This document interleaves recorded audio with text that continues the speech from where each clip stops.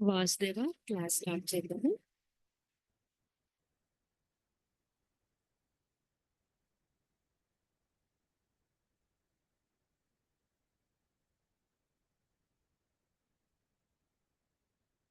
వెన్నుముక నిటారుగా ఉంచి కళ్ళు మూసుకొని శ్వాస పైన ధ్యాస ఉంచుదాం.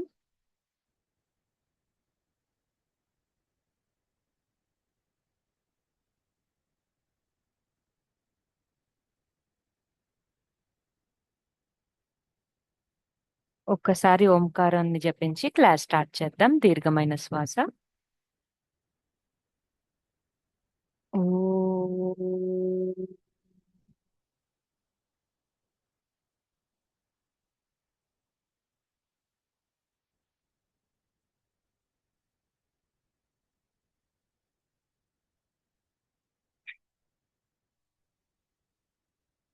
స్లైడ్స్ విజిబుల్ గా ఉన్నాయా? స్లైడ్స్ కనిపిస్తున్నాయా?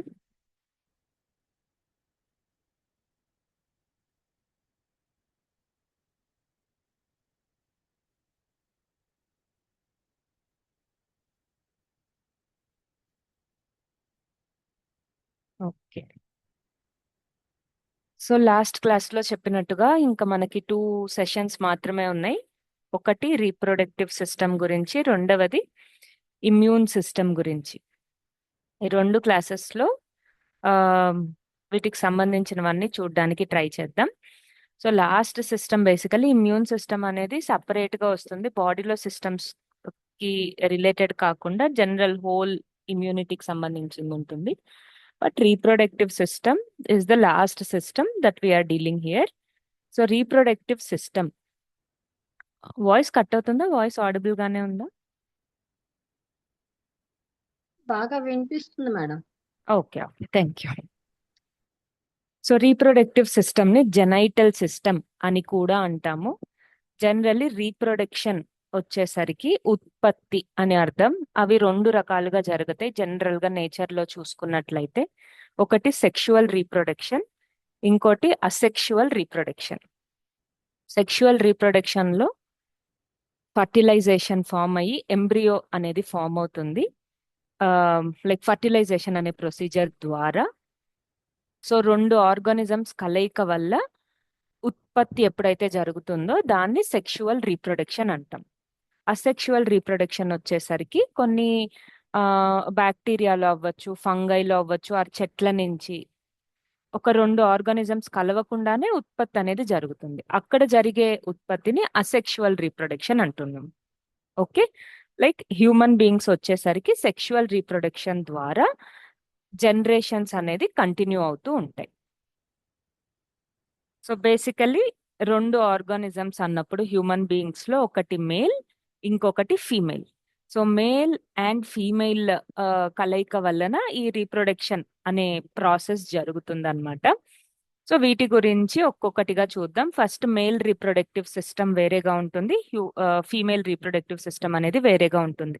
ఇప్పుడు దాకా మనం చూసిన అన్ని సిస్టమ్స్ లో డైజెస్టివ్ సిస్టమ్ అవ్వచ్చు, ఎక్స్క్రిటరీ సిస్టమ్ అవ్వచ్చు, మేల్ అండ్ ఫీమేల్ అనే భేదం లేకుండా ఆర్గాన్స్ అన్ని సేమ్ గా ఉంటాయి అన్నమాట. వేరాస్ రీప్రొడక్టివ్ సిస్టమ్ వచ్చేసరికి మేల్ ఇంకా ఫీమేల్ ని సపరేట్ చేసే ఒక సిస్టమ్ ఇది. సో మేల్ రీప్రొడక్టరీ ఆర్గాన్స్ ఏమేమి ఉంటాయి, ముఖ్యంగా ఏ ఆర్గాన్స్ ఉంటాయి అంటే టెస్టికల్స్ అనేవి మెయిన్ గా ఉంటాయి. టెస్టికల్స్ ని టెస్టిస్ అని కూడా అంటాము. సో ఇక్కడ ఇమేజ్ లో చూస్తున్నట్లుగా 2 టెస్టిస్ అనేవి ఉంటాయి. ఇక్కడ ఓవెల్ షేప్ లో కనిపిస్తుంది కదా కింద. సో ఈ 2 ఎగ్స్ లాగా కనిపిస్తున్నాయి కదా, వీటిల్ని టెస్టిస్ అంటాము. So pair of oval shaped organs.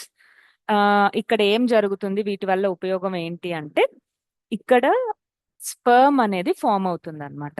So sperm production of sperm happens here. And also male sex hormone అది టెస్టోస్టెరాన్. సో ఈ 2 ఇక్కడ టెస్టిస్ లో ఆర్ టెస్టికల్స్ లో ఫామ్ అవుతుంది. తర్వాత నెక్స్ట్ అది వచ్చేసరికి స్క్రోటమ్. స్క్రోటమ్ అంటే ఒక సాక్ లైక్ ఆర్గాన్ ఉంటుంది, పెన్నిస్ వెనకాలనే ఉంటుంది అనమాట ఇక్కడ. సో ఇది దీని వర్క్ ఏంటి అంటే స్పర్మ్ యాక్టివ్ గా ఉండాలంటే ఒక కైండ్ ఆఫ్ టెంపరేచర్ అనేది ఇంపార్టెంట్. ఆ టెంపరేచర్ ని మెయింటైన్ చేయడమే ఈ స్క్రోటం యొక్క పని. స్పర్మ్ ని స్టోర్ చేయడం కానీ టెంపరేచర్ మెయింటెనెన్స్ కానీ ఈ స్క్రోటం లో జరుగుతుంది. బిహైండ్ ద పెన్నిస్, ఈ పెన్నిస్ వెనకాలనే ఈ సెకండ్ ఇమేజ్ లో చూస్తున్నట్లుగా, సో పెన్నిస్ వెనకాల ఇది హ్యాంగ్ అవుతూ ఉంటుంది అనమాట, వేలాడుతూ ఉంటుంది. ఈ స్క్రోటంలో స్పర్మ్ స్టోరేజ్ అనేది జరుగుతుంది. Then vas deferens is also again a muscular tube లాంటిది. ఇక్కడ స్పర్మ్ మెచ్యూర్ అవ్వడం అనేది జరుగుతుంది. రిలీజ్ అయిన స్పర్మ్స్ ఏవైతే ఉన్నాయో అవి మెచ్యూర్ అనేవి ఈ వాజ్ డిఫరెన్స్ లో జరుగుతాయి. అండ్ వీటితో పాటు కొన్ని యాక్సెసరీ గ్లాండ్స్ కూడా ఉంటాయి. గ్లాండ్స్ గురించి, గ్లాండ్ ని తెలుగులో గ్రంథి అంటాం. సో వీటి గురించి డీటెయిల్ గా నేను హార్మోనల్ సిస్టమ్ ఇప్పుడు నెక్స్ట్ అదే టాపిక్ దాంట్లో కూడా చెప్తాను. సో ఏదన్నా హార్మోన్స్ రిలీజ్ అవ్వాలంటే ఈ గ్లాండ్స్ అనేవి ఇంపార్టెంట్ అన్నమాట. సో ఇక్కడ మేల్లో టెస్టోస్టిరాన్ అన్న హార్మోన్ రిలీజ్ అవుద్ది అని చెప్పాను కదా. సో దానికి కూడా ఏది ఇంపార్టెంట్ అంటే గ్లాండ్స్ అనేవి ఇంపార్టెంట్. సో ఈ యాక్సెసరీ గ్లాండ్స్ ఏముంటాయి ఇక్కడ అంటే ప్రోస్టేట్ గ్లాండ్ ఒకటి ఉంటుంది, కౌపర్స్ గ్లాండ్ ఒకటి ఉంటుంది. సో వీటి వలన ఏం జరుగుతుందంటే సెమెన్ అనేది ఫామ్ అవుతుంది. ఈ సెమెన్ అనేది ఫామ్ అవ్వడం వల్ల సెమెన్ ఏం చేస్తుందంటే స్పర్మ్ కి కావాల్సిన లైక్ న్యూట్రిషన్ ని అందిస్తుంది, నరిషస్ ద స్పర్మ్. అండ్ ఆ స్పర్మ్ యొక్క కౌంట్ కూడా ఇంక్రీజ్ చేస్తుంది. సో అది సెమెన్ యొక్క work. Then finally penis. Penis అంటే సిలిండ్రికల్ ట్యూబ్. ఇది రెండిటికి వర్క్ అవుతుంది. ఒకటి సెకండ్, సో ఈ పెన్నిస్ వల్ల ఏం జరుగుతుందంటే ఒకటి యూరినేషన్ పాస్ చేయడం అనేది ఒకటి జరుగుతుంది. ఆ యూరినేషన్ పాస్ చేయడం అండ్ స్పర్మ్ రిలీజ్, ఈ రెండిటికి ఈ పెన్నిస్ అనేది ఒకే అవుట్సోర్స్ లాంటిది.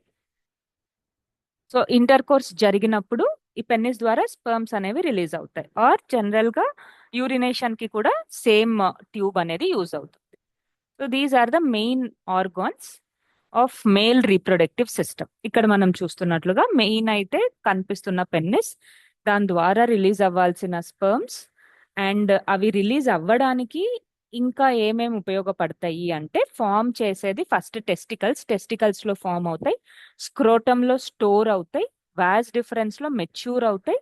దెన్ ఫైనలీ పెన్నిస్ ద్వారా ఇంటర్ కోర్స్ టైంలో రిలీజ్ అవుతాయి. సో దానికోసం సెమెన్ అనే లిక్విడ్ కూడా హెల్ప్ అవుతుంది అనమాట. ఆ సెమెన్ అనే లిక్విడ్ ని ప్రొడ్యూస్ చేసేది యాక్సెసరీ గ్లాండ్స్ లైక్ కౌపస్ గ్లాండ్ అవ్వచ్చు, ప్రోస్టేట్ గ్లాండ్ అవ్వచ్చు, ఇవి దీనికి హెల్ప్ అవుతాయి. అది all about the male reproductive organs. So ఇందాక చెప్పినట్టుగా ఫీమేల్స్ లో డిఫరెంట్ సిస్టమ్ అనేది ఉంటుంది. సో ఫీమేల్ సిస్టమ్కి వచ్చేసరికి ఎగ్ రిలీజ్ అనేది జరుగుతుంది. అక్కడ స్పర్మ్ రిలీజ్ అనే జరిగితే ఇక్కడ ఎగ్ రిలీజ్ అనేది జరుగుతుంది అనమాట. వీటిల్నే ఫీమేల్ సెక్స్ సెల్స్ అని కూడా అంటాము. అక్కడ టెస్టోస్టిరాన్ అనే హార్మోన్ హెల్ప్ అవుతుందని చెప్పాను కదా. ఇక్కడ due to hormonal changes, oestrogen కానీ ప్రొజెస్ట్రాన్ కానీ వాటి చేంజెస్ వల్ల ఒక ఓవమ్ ఆర్ ఎగ్ అనేది రిలీజ్ అవుతూ ఉంటుంది. సో ఇది continuous procedure, every monthly period లో ఇది జరుగుతూ ఉంటుంది అనమాట. అది ఫర్టిలైజ్ అయితే రీప్రొడక్షన్ అనేది జరుగుతుంది. ఒకవేళ ఫర్టిలైజ్ అవ్వలేదు, స్పర్మ్ తో కలవలేదంటే ఆ ఎగ్ మెన్స్ట్రుయేషన్ ద్వారా రిలీజ్ అయిపోతుంది. సో మెయిన్ ఆర్గాన్స్ ఏముంటాయి ఫీమేల్ రీప్రొడక్టివ్ సిస్టమ్ లో అంటే ఫస్ట్ పెయిర్ ఆఫ్ ఓవరీస్ అనేవి ఉంటాయి. అక్కడ మీకు గుర్తున్నట్లయితే పెయిర్ ఆఫ్ టెస్టికల్స్ అని చెప్పాను కదా, రెండు ఓవెల్ షేప్ లో ఉంటాయి అని. ఇక్కడ కూడా పెయిర్ ఆఫ్ ఓవరీస్, ఒక రెండు ఓవరీస్ ఉంటాయి. ఇవి ఏం చేస్తాయి అంటే ఓవమ్ ని ప్రొడ్యూస్ చేస్తాయి. అండ్ దాంతో పాటు ఈస్ట్రోజన్ అన్న హార్మోన్ ని కూడా రిలీజ్ చేస్తాయి. దాంతో పాటు పెయిర్ ఆఫ్ ఓవరీస్ తో పాటు ఫాలోపియన్ ట్యూబ్స్ ఆర్ ఓవి డక్ట్స్ అన్ని కూడా ఉంటాయి. దాంట్లో ఏం జరుగుతుందంటే ఫర్టిలైజేషన్ అనేది ఈ ఫాలోపియన్ ట్యూబ్ లోనే జరుగుతుంది. సో ఇక్కడ కనిపిస్తుంది కదా ట్యూబ్ అనేది.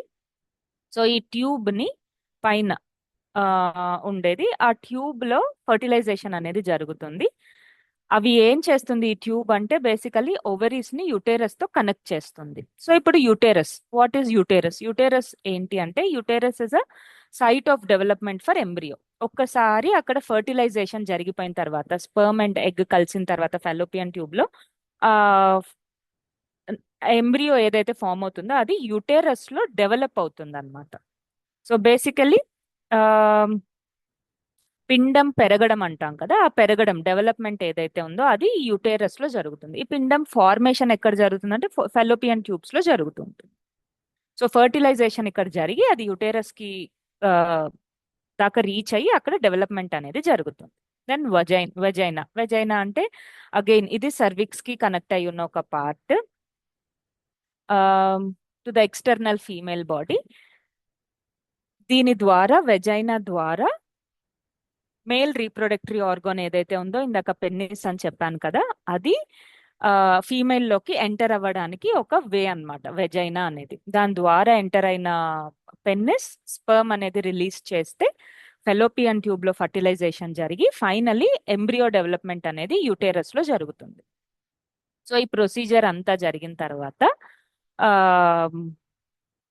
లైక్ రీప్రొడక్షన్ అనేది స్టార్ట్ అవుతుంది. సో పిండం ఫామ్ అయ్యి తర్వాత అది బేబీలా మారి నెక్స్ట్ డెలివరీ అనేది జరుగుతుంది. సో ఆ విధంగా ఈ రీప్రొడక్టివ్ సిస్టమ్ వర్క్ అవుతుంది. Female and male reproductive organs ద్వారా ఈ ఫర్టిలైజేషన్ అనేది జరుగుతుంది.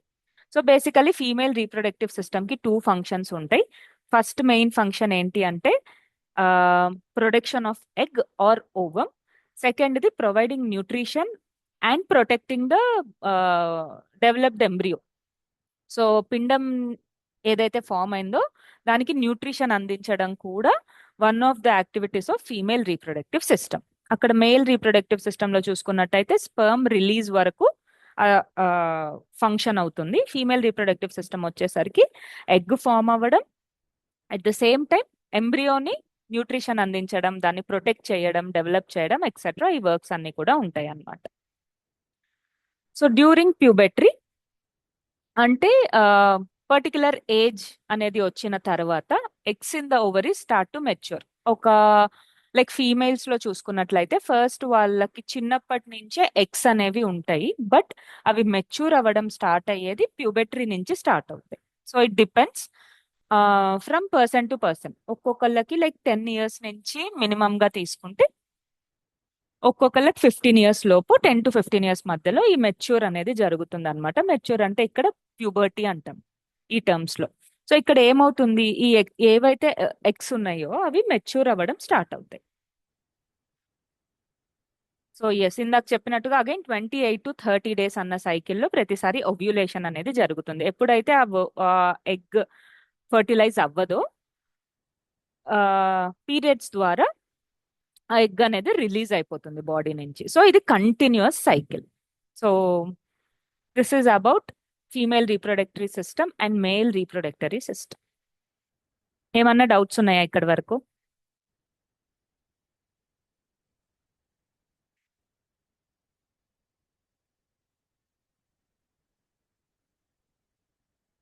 ఓకే, డౌట్స్ లేకపోతే నెక్స్ట్ టాపిక్ లోకి వెళ్దాం. నెక్స్ట్ హార్మోన్స్ రిలీజ్ అని మాట్లాడతాం. మేడం ఎగ్ వాసుదేవ చెప్పండి. వస్తుందండి. ఎగ్ రిలీజ్ అనేది ఓవరీలో అవుతుంది కదా మేడం? ఓవరీస్ లో ఫామ్ అవుతుంది, కరెక్ట్. ఓవరీస్ లో ఫామ్ అవుతుంది. ఇప్పుడు మనం స్పెర్మ్స్ మనకి ఏదైనప్పుడు అది బేబీ అనేది ఎక్కడ ఉంది మేడం? ట్యూబ్ లో ఇదవుతుందా లేకపోతే ఓవరీలో అవుతుందా?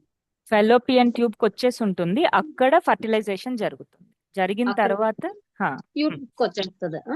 ఎస్, యూటెరస్ ఏదైతే ఉందో అక్కడ డెవలప్మెంట్ అనేది జరుగుతుంది. ఒక్కోసారి మీరు ఒకవేళ బయట రిపోర్ట్స్ కానీ అలా చూసినట్లయితే ట్యూబ్ ప్రెగ్నెన్సీ అని వినుంటారు. అక్కడ ఏం జరుగుతుందంటే పిండం కూడా ఆ ట్యూబ్స్ లోనే ఫామ్ అవుతుంది.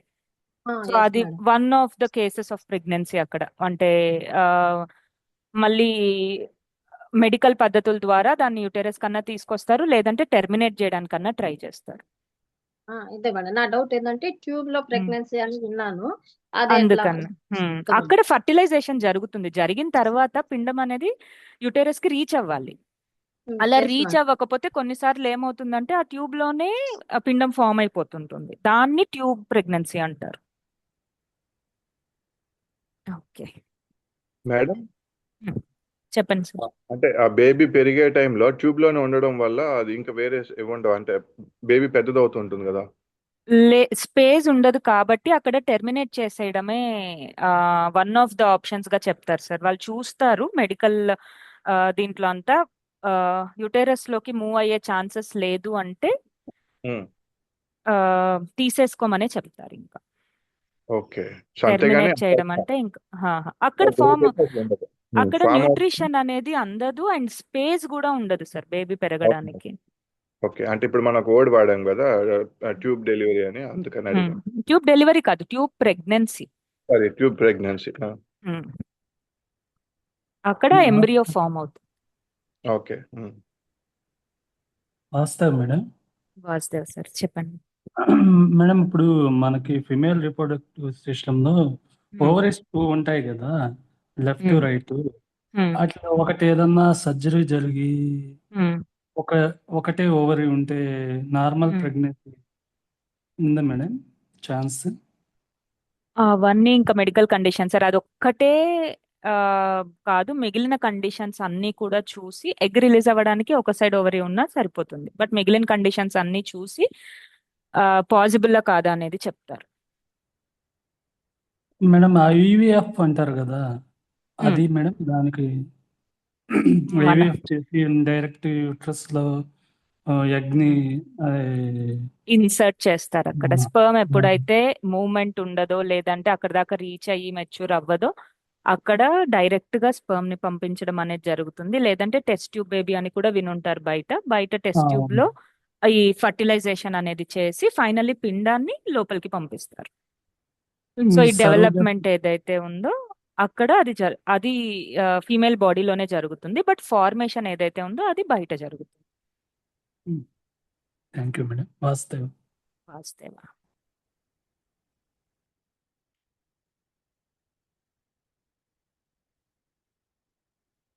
Any other doubts? Okay. So next, ఇది సిస్టమ్ కాకపోయినా కానీ మన బాడీలో జరిగే ఒక లైక్ అన్నిటికీ తోడ్పడే హార్మోన్స్ అనేవి వీటి ద్వారా రిలీజ్ అవుతాయి. వీటిని హార్మోన్ రిలీజ్ ఏదైతే ఉందో వాటన్నింటిని కలిపి ఎండోక్రైన్ సిస్టమ్ అని అంటాము. సో డైరెక్ట్ మీరు హ్యూమన్ సిస్టమ్స్ అని చదువుకుంటున్నప్పుడు ఇది ఒక సిస్టమ్ గా రాకపోవచ్చు. But this is one of the major systems of our body అన్నమాట. సో ఎండోక్రైన్ సిస్టమ్ అంటే ఏంటి, దాంట్లో ఏముంటాయి అంటే దీంట్లో గ్రూప్ ఆఫ్ ఆర్గాన్స్ ఉంటాయి. ఆర్గాన్స్ అంటే మీకు ఇప్పటికీ తెలుసు కదా, ఇంకా మొత్తం సెల్ ఏంటి, టిష్యూ ఏంటి, ఆర్గాన్ ఏంటి అవన్నీ. సో ఇక్కడ ఏముంటాయి అంటే organs that make hormones. So hormones ని చేసే ఆర్గాన్స్ అన్ని ఎండోక్రైన్ సిస్టమ్ కిందకు వస్తాయి అన్నమాట. సో హార్మోన్స్ అంటే ఏంటి, అవి బేసికలీ కెమికల్స్ అన్నమాట, బాడీలో రిలీజ్ అయ్యే కెమికల్స్. ఆ కెమికల్స్ వలన శరీరంలో ఇంపార్టెంట్ యాక్టివిటీస్ అన్ని జరుగుతుంటాయి. సో అందుకనే ఎండోక్రైన్ సిస్టమ్ ని హార్మోనల్ సిస్టమ్ అని కూడా అంటాం. హార్మోన్స్ యొక్క ముఖ్యమైన పని ఏంటి అంటే ఇవి కూడా నర్వస్ సిస్టమ్ లో మనము న్యూరో ట్రాన్స్మిటర్స్ గురించి చూసాం కదా, ఒక దగ్గర న్యూరాన్స్ ద్వారా ఇన్ఫర్మేషన్ వెళ్తూ ఉంటుంది. ఎలా వెళ్తుందంటే కెమికల్స్ ద్వారా వెళ్తుంది. ఆ కెమికల్స్ ని న్యూరో ట్రాన్స్మిటర్స్ అంటారు అని నర్వస్ సిస్టమ్ లో చెప్పాను కదా. ఇక్కడ కూడా అలాగే ఈ కమ్యూనికేషన్ సిస్టమ్, ఈ హార్మోన్స్ అనేవి కమ్యూనికేషన్ కి ఉపయోగపడుతూ ఉంటాయి. సో మెసెంజర్స్ లాగా అండ్ ఒక పని జరగాలన్నా జరగద్దన్నా కానీ ఒక బాడీలో సిగ్నల్ అనేది ఏదైతే ఉందో అవి హార్మోన్స్ ద్వారా వెళ్తూ ఉంటాయి. సో ఒక పని జరగడం అంటే ఏంటి, పనులు ఏమొస్తాయి అంటే ఇక్కడ శరీరంలో గ్రోత్ ఒకటి, మన ఎదుగుదల, మెటబాలిజం మీకు గుర్తున్నట్లయితే డైజెషన్ తో పాటు మెటబాలిజం ఇంపార్టెంట్ అని చెప్పాను కదా. డైజెస్టివ్ సిస్టమ్ లో డైజెషన్ అంటే డైజెషన్ అవ్వడం వరకు మాత్రమే, మెటబాలిజం అంటే మన బాడీకి వంట పట్టడం అండ్ మిగిలిన ప్రాసెస్లు జరగడం. దెన్ రీప్రొడక్షన్ జరగాలన్నా కానీ hormones are major part. Then ఈ 3 వర్క్స్ కి మేజర్లీ ఉపయోగపడతాయి.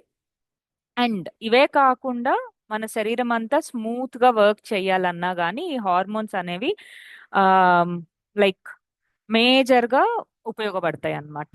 సో గ్రంథులు అని చెప్పాను కదా ఇందాక, ఎండోక్రైన్ గ్లాండ్స్ అంటామని. అవి ఎన్ని ఉంటాయి, ఏమేంటివి అంటే first pituitary gland and hypothalamus అనేది, నెక్స్ట్ పీనియల్ గ్లాండ్ అనేది, దెన్ థైరాయిడ్ అండ్ పారాథైరాయిడ్ రెండు మన మెడ దగ్గర ఉంటాయి, కంఠం దగ్గర. Then pancreas and adrenal glands, finally ovaries and testes. ఇవన్నీ ఎండోక్రైన్ గ్లాండ్స్ కిందకు వస్తాయి, ఈ హార్మోనల్ సిస్టమ్ లో మేజర్ రోల్ ని ప్లే చేస్తాయి. సో మళ్ళీ రిపీట్ చేస్తున్నాను. ఫస్ట్ బ్రెయిన్ దగ్గరకు వచ్చేసరికి పినియల్ గ్లాండ్ ఉంటుంది, దాంతో పాటు hypothalamus and pituitary gland, major glands అన్నమాట ఇవి. దీని ద్వారానే మోస్ట్ ఆఫ్ ద వర్క్ అనేది జరుగుతుంది. దెన్ తర్వాత కంఠం దగ్గరకు వచ్చేసరికి థైరాయిడ్ గ్లాండ్ అనేది ఉంటుంది, దాంతో పాటు పారాథైరాయిడ్ గ్లాండ్ కూడా అంటాము. కిడ్నీస్ దగ్గర కొంచెం పైన అనుకోవచ్చు ప్యాంక్రియాస్ అనేది ఉంటుంది, అండ్ కిడ్నీస్ కి పైన ఎగ్జాక్ట్ గా అడ్రినల్ గ్లాండ్స్ అనేవి ఉంటాయి. రెండు కిడ్నీస్ కి పైన పైన భాగంలో అడ్రినల్ గ్లాండ్స్ అటాచ్ అయి ఉంటాయి. Then finally ovaries and testes. Ovaries again ఇందాక చెప్పినట్లుగా ఎగ్ రిలీజ్ కోసం కావచ్చు, అండ్ టెస్టిస్ అనేది టెస్టోస్టెరాన్ రిలీజ్ కోసం కావచ్చు ఉపయోగపడతాయి. సో ఇవి కాకుండా గ్లాండ్స్ లో ఎక్సోక్రైన్ గ్లాండ్స్ అనేవి కూడా ఉంటాయి. ఎక్సోక్రైన్ గ్లాండ్స్ అనేవి కెమికల్స్ రిలీజ్ చేస్తాయి కానీ అవి హార్మోన్స్ కిందకి రావు. లైక్ ఫర్ ఎగ్జాంపుల్ మన నోట్లో ఉండే లాలాజలం ఏదైతే ఉందో, సలైవా ఏదైతే ఉందో, అవి ఎలా రిలీజ్ అవుతుందంటే సలైవరీ గ్లాండ్స్ ద్వారా రిలీజ్ అవుతుంది. సో ఆ సలైవరీ గ్లాండ్స్ వలన మన ఎంగిలి ఫామ్ అయ్యి అక్కడే డైజెషన్ అనేది స్టార్ట్ అవుతుంది. సో ఆ కెమికల్స్ అనేవి డైజెషన్ కి ఇంపార్టెంట్, సలైవా అనేది ఇంపార్టెంట్ అక్కడ. అలా వీటిల్ని ఈ గ్లాండ్స్ ఏవైతే ఉన్నాయో హార్మోన్స్ ని రిలీజ్ చేయకుండా కెమికల్స్ ని రిలీజ్ చేసేవి, వాటిల్ని ఎక్సోక్రైన్ గ్లాండ్స్ అంటాం. సో నెక్స్ట్ వచ్చేసరికి హైపోథలామస్ అండ్ పిట్యూటరీ గ్లాండ్ అనేవి ఇంపార్టెంట్ అని చెప్పాను కదా. ఎందుకు ఇంపార్టెంట్ అంటే ఇవి బ్రెయిన్ లో ఉంటాయి మనకి. It connects your brain to whole your hormonal system. So మన హార్మోనల్ సిస్టమ్ మొత్తానికి అండ్ బ్రెయిన్ కి మధ్యన కనెక్షన్ లాగా ఈ హైపోథలామస్ అండ్ పిట్యూటరీ గ్లాండ్ అనేవి వర్క్ అవుతాయి అన్నమాట. సో హైపోథలామస్ ఫస్ట్ హార్మోన్స్ ని రిలీజ్ చేస్తుంది. ఏ హార్మోన్ రిలీజ్ అవ్వాలో అలాంటి మెసేజ్ అనేది ఇస్తుంది. తర్వాత పిట్యూటరీ గ్లాండ్ లో హార్మోన్స్ అనేవి ఫామ్ అవుతాయి. తర్వాత అక్కడి నుంచి నెక్స్ట్ లెవెల్ కి మిగిలిన గ్లాండ్స్ ఏవైతే ఉన్నాయో, థైరాయిడ్ కానీ అడ్రినల్ కానీ ఓవరీస్ కానీ టెస్టిస్ కానీ, వాటి దగ్గరికి ఇన్ఫర్మేషన్ వచ్చినప్పుడు అవి వాటి పనిని సక్రమంగా చేస్తాయి. లైక్ ఇక్కడ ఒక వ్యవస్థలో చూసుకున్నాం అనుకోండి, ఫస్ట్ ఒక బాస్ ఉంటారు, తర్వాత ఒక మేనేజర్ ఉంటాడు, తర్వాత ఎంప్లాయీస్ ఉంటారు కదా. అలాగా ఇది వర్క్ అవుతుంది. హైపోథలామస్ అనేది మెయిన్ సెంటర్ లాంటిది, బాస్ లాగా అనుకుందామని. అక్కడి నుంచి పిట్యూటరీ గ్లాండ్ అనేది మేనేజర్ లాగా. సో దీన్ని మాస్టర్ గ్లాండ్ అని కూడా అంటాం. ఇక్కడి నుంచి ఎంప్లాయీస్ కి ఇన్ఫర్మేషన్ వెళ్తుంది, ఎవరు ఏ పని చేయాలి, ఎంత పని చేయాలి అని. సో అది మిగిలిన ఎంప్లాయీస్ ఏవైతే ఉన్నాయో లైక్ థైరాయిడ్ గ్లాండ్ కానీ అడ్రినల్ గ్లాండ్ కానీ, అవి వాటి వర్క్ చేసుకోవడానికి ఇట్లా ఇన్ఫర్మేషన్స్ అనేవి హైపోథలామస్ నుంచి పిట్యూటరీ నుంచి వస్తాయి. అండ్ హైపోథలామస్ పిట్యూటరీ గ్లాండ్ కూడా కొన్ని హార్మోన్స్ ని రిలీజ్ చేస్తాయి. Like for example hormones made in hypothalamus. So ఇవన్నీ రిలీజ్ అవుతాయి అన్నమాట హైపోథలామస్ లో. First growth hormone, releasing hormone. Growth hormone direct గా కాదు, గ్రోత్ హార్మోన్ కి రిలీజ్ అవ్వాలి అన్న మెసేజ్ ఏదైతే ఇస్తుందో ఆ హార్మోన్ హైపోథలామస్ లో ఫామ్ అయిపోతుంది. దాంతో పాటు థైరోట్రోఫిన్ రిలీజింగ్ హార్మోన్. మీరు చూసినట్టయితే ఇక్కడ రిలీజింగ్ హార్మోన్ అంటున్నా, అది హార్మోన్ డైరెక్ట్ గా కాదు, అది రిలీజ్ చేయడానికి కావాల్సిన లైక్ ఆర్డర్ లాంటిది అవ్వచ్చు. సో ఇప్పుడు ఒక ఎంప్లాయీ వర్క్ చేయాలంటే ఎంప్లాయీకి ఒక ఆర్డర్ అనేది రావాలి కదా పైన నుంచి, ఈ వర్క్ చేయాలి అని. సో ఆ ఆర్డర్ ఏదైతే ఉందో ఆ ఆర్డర్ అనేది హైపోథలామస్ ద్వారా వస్తుంది. లైక్ గొనాడోట్రోఫిన్ రిలీజింగ్ హార్మోన్ అవ్వచ్చు, వాసోప్రోసిన్, ఆక్సిటోసిన్, డోపామైన్, ఇవన్నీ హైపోథలామస్ రిలీజ్ చేసేవి. నెక్స్ట్ వచ్చేసరికి ఇక్కడ మీరు చూస్తున్నట్లయితే ఇలా ఉంటుంది హైపోథలామస్. దాని కింద హైపోథలామస్ కి వేలాడినట్లుగా ఈ పిట్యూటరీ గ్లాండ్ అనేది ఉంటుందన్నమాట. ఈ పిట్యూటరీ గ్లాండ్ ఒక గ్రేప్ సైజ్ లో ఉంటుంది. Hangs by the stock from hypothalamus. వేలాడుతూ హైపోథలామస్ కి వెనకాలగా ఈ పిట్యూటరీ గ్లాండ్ అనేది ఉంటుంది. దీన్ని ప్రొటెక్ట్ చేస్తూ స్పెనాయిడ్ బోన్ అనేది ఉంటుంది అనమాట. బేసికలీ 2 లోబ్స్ అనేవి ఉంటాయి. ఇక్కడ మీరు చూస్తున్నట్లయితే పోస్టీరియర్ లోబ్ ఇంకా యాంటీరియర్ లోబ్ అంటాము. So anterior pituitary, posterior pituitary, రెండిటికి డిఫరెంట్ కైండ్ ఆఫ్ ఫంక్షన్స్ అనేవి ఉంటాయి. సో ఇప్పుడు పిట్యూటరీ గ్లాండ్ ఏం రిలీజ్ చేస్తుంది, ఎలాంటి హార్మోన్స్ రిలీజ్ చేస్తుంది అంటే, అక్కడ గ్రోత్ హార్మోన్, రిలీజింగ్ హార్మోన్ అని చెప్పాను కదా. గ్రోత్ హార్మోన్ రిలీజ్ అవ్వడానికి కావాల్సిన మెసేజ్ ఏదైతే ఉందో అక్కడ రిలీజ్ అవుతుంది. అండ్ యాక్చువల్ హార్మోన్ అనేది ఈ పిట్యూటరీ గ్లాండ్ లో రిలీజ్ అవుతుంది. దెన్ థైరాయిడ్ స్టిమ్యులేటింగ్ హార్మోన్, ఇక్కడ మీకు గుర్తున్నట్లయితే థైరోట్రోఫిన్ రిలీజింగ్ హార్మోన్, అది రిలీజింగ్ హార్మోన్. అండ్ ఇక్కడ స్టిమ్యులేటింగ్ హార్మోన్, సో స్టిమ్యులేట్ చేస్తుంది అంటే నెక్స్ట్ ఆ ప్రాసెస్ ని ఇంకొంచెం మెరుగుపరుస్తుంది ఇక్కడ టిఎస్హెచ్ ద్వారా. So TSH thyroid stimulating hormone. So ఇలా స్టిమ్యులేట్ చేయడం వల్ల ఏమవుతుంది, థైరాయిడ్ గ్లాండ్ ఏదైతే ఉందో అది T3 T4 ని రిలీజ్ చేస్తుంది. అవి యాక్చువల్ హార్మోన్స్. ఇక్కడి వరకు జస్ట్ ఆర్డర్ పాస్ అవుతుంది, హైపోథాలమస్ దగ్గర అవ్వచ్చు, పిట్యూటరీ దగ్గర అవ్వచ్చు. సో మెయిన్ రిలీజ్ ఎక్కడ జరుగుతుంది, థైరాయిడ్ హార్మోన్ లో జరుగుతుంది, లైక్ T3 ఆర్ T4 అంటాం కదా, అలా అక్కడ జరుగుతుంది. సేమ్ వే ఇక్కడ ల్యూటినైజింగ్ హార్మోన్ అవ్వచ్చు, follicle stimulating hormone and adrenocorticotropic hormone, ఇవన్నీ మిగిలిన గ్లాండ్స్ ఏవైతే ఉన్నాయో అవి ఇంకా వర్క్ చేయడానికి ఉపయోగపడతాయి. అండ్ ఆల్సో ఆక్సిటోసిన్, వాసోప్రెసిన్ ఏవైతే హైపోథాలమస్ రిలీజ్ చేసిందో ఇక్కడ స్టోర్ చేయడానికి కూడా ఈ పిట్యూటరీ గ్లాండ్ అనేది వర్క్ అవుతుంది అనమాట. It also stores and releases the hormones made by hypothalamus. Hypothalamus లో ప్రొడ్యూస్ అయినవి ఇక్కడ స్టోర్ అయ్యి రిలీజ్ అవుతాయి పిట్యూటరీ గ్లాండ్ ద్వారా. Okay, so hypothalamus, pituitary and hormone 3 levels లో ఈ మేనేజ్మెంట్ అనేది జరుగుతుందని చెప్పాను కదా. సో ఫస్ట్ టిఆర్హెచ్ చూసుకుంటే, థైరాయిడ్ ప్రాపర్ గా వర్క్ అవ్వడానికి ఫస్ట్ మేజర్ మెసేజ్ ఎక్కడి నుంచి రావాలి, టిఆర్హెచ్ ద్వారా హైపోథాలమస్ నుంచి రావాలి. అలా టిఆర్హెచ్ వచ్చి నెక్స్ట్ పిట్యూటరీ గ్లాండ్ కి వర్క్ చెప్తుంది అనమాట, టిఎస్హెచ్ రిలీజ్ చేయమని. అక్కడి నుంచి థైరాయిడ్ దగ్గరకు వచ్చేసరికి thyroid hormones T3 T4 release అవుతాయి. అలాగే సేమ్ కార్టిజాల్ అనే హార్మోన్ రిలీజ్ అవుతుంది. బట్ ఎలా రిలీజ్ అవుతుంది అంటే, corticotropin releasing hormone first hypothalamus లో, నెక్స్ట్ ఏసీటీహెచ్ అడ్రినోకార్టికోట్రోపిన్ హార్మోన్ ద్వారా అడ్రినల్ గ్లాండ్ కి మెసేజ్ వెళ్ళి అడ్రినల్ గ్లాండ్ అనేది కార్టిజాల్ ని రిలీజ్ చేస్తుంది. ఇది స్ట్రెస్ హార్మోన్. అలాగే ఇంకా కంటిన్యూస్ ప్రతి ఒక్కటి గ్లాండ్ వరకు ఇన్ఫర్మేషన్ వెళ్ళాలంటే ఫస్ట్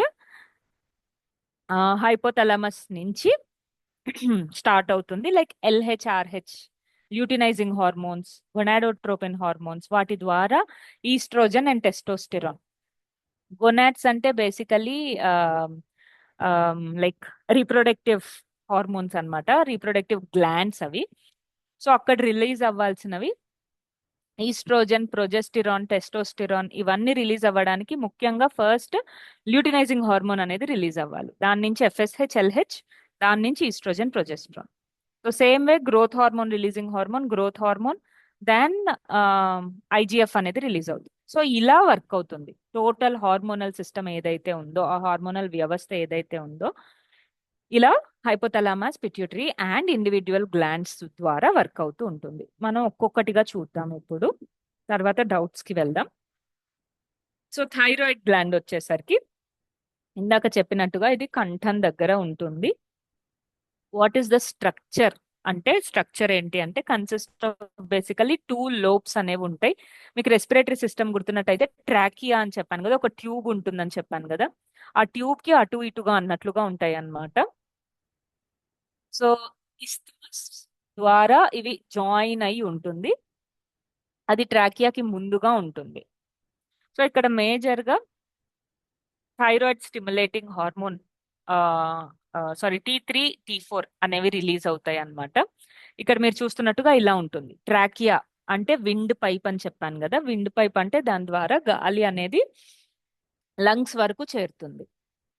సో ఆ కంఠం దగ్గర అటు ఇటుగా ఒక పీ షేప్ లో ఇలా థైరాయిడ్ గ్లాండ్ అనేది ప్లేస్ అయ్యి ఉంటుంది. ఇక్కడ 2 హార్మోన్స్ అనేవి రిలీజ్ అవుతాయి, బేసికలీ T3 ట్రయోడోథైరోనైన్ అండ్ థైరాక్సిన్ అన్న 2 హార్మోన్స్, T3 అండ్ T4. ఈ 2 హార్మోన్స్ వర్క్ ఏంటి అంటే, బేసికలీ మన బాడీలో ప్రోటీన్ సింథసిస్ ఒకటి, గ్లైకోసిస్, గ్లైకోజెనిసిస్ అండ్ గ్లూకోజ్ అప్టేక్, ఈ 3 ప్రొసీజర్స్ ఏవైతే ఉన్నాయో ఈ 3 ప్రొసీజర్స్ అనేవి ఈ థైరాయిడ్ రిలీజ్ చేసిన హార్మోన్స్ వల్ల జరుగుతుంది. దాంతో పాటు కాల్షియం మెటబాలిజం కూడా. బేసికల్లీ మన బాడీలో మెటబాలిజం అనేది థైరాయిడ్ హార్మోన్స్ వల్ల జరుగుతూ ఉంటుంది. సో పారాథైరాయిడ్ హార్మోన్ అని కూడా చెప్పాను కదా ఇందాక. అంటే ఏంటి అంటే ఇట్స్ అ స్మాల్ గ్లాండ్ లాంటిది, థైరాయిడ్ గ్లాండ్ తో అటాచ్ అయి ఉంటుంది, పోస్టీరియర్ గా అటాచ్ అయి ఉంటుంది. అండ్ అగైన్ 2 pairs ఉంటాయి, సుపీరియర్ పేర్ అండ్ ఇన్ఫీరియర్ పేర్. ఇక్కడ ఏం జరుగుతుంది అంటే పారాథైరాయిడ్ హార్మోన్ అనేది రిలీజ్ అవుతుంది అనమాట. దాని ద్వారా కాల్షియం లెవెల్స్ అనేవి మేనేజ్ అవుతాయి మన బాడీలో.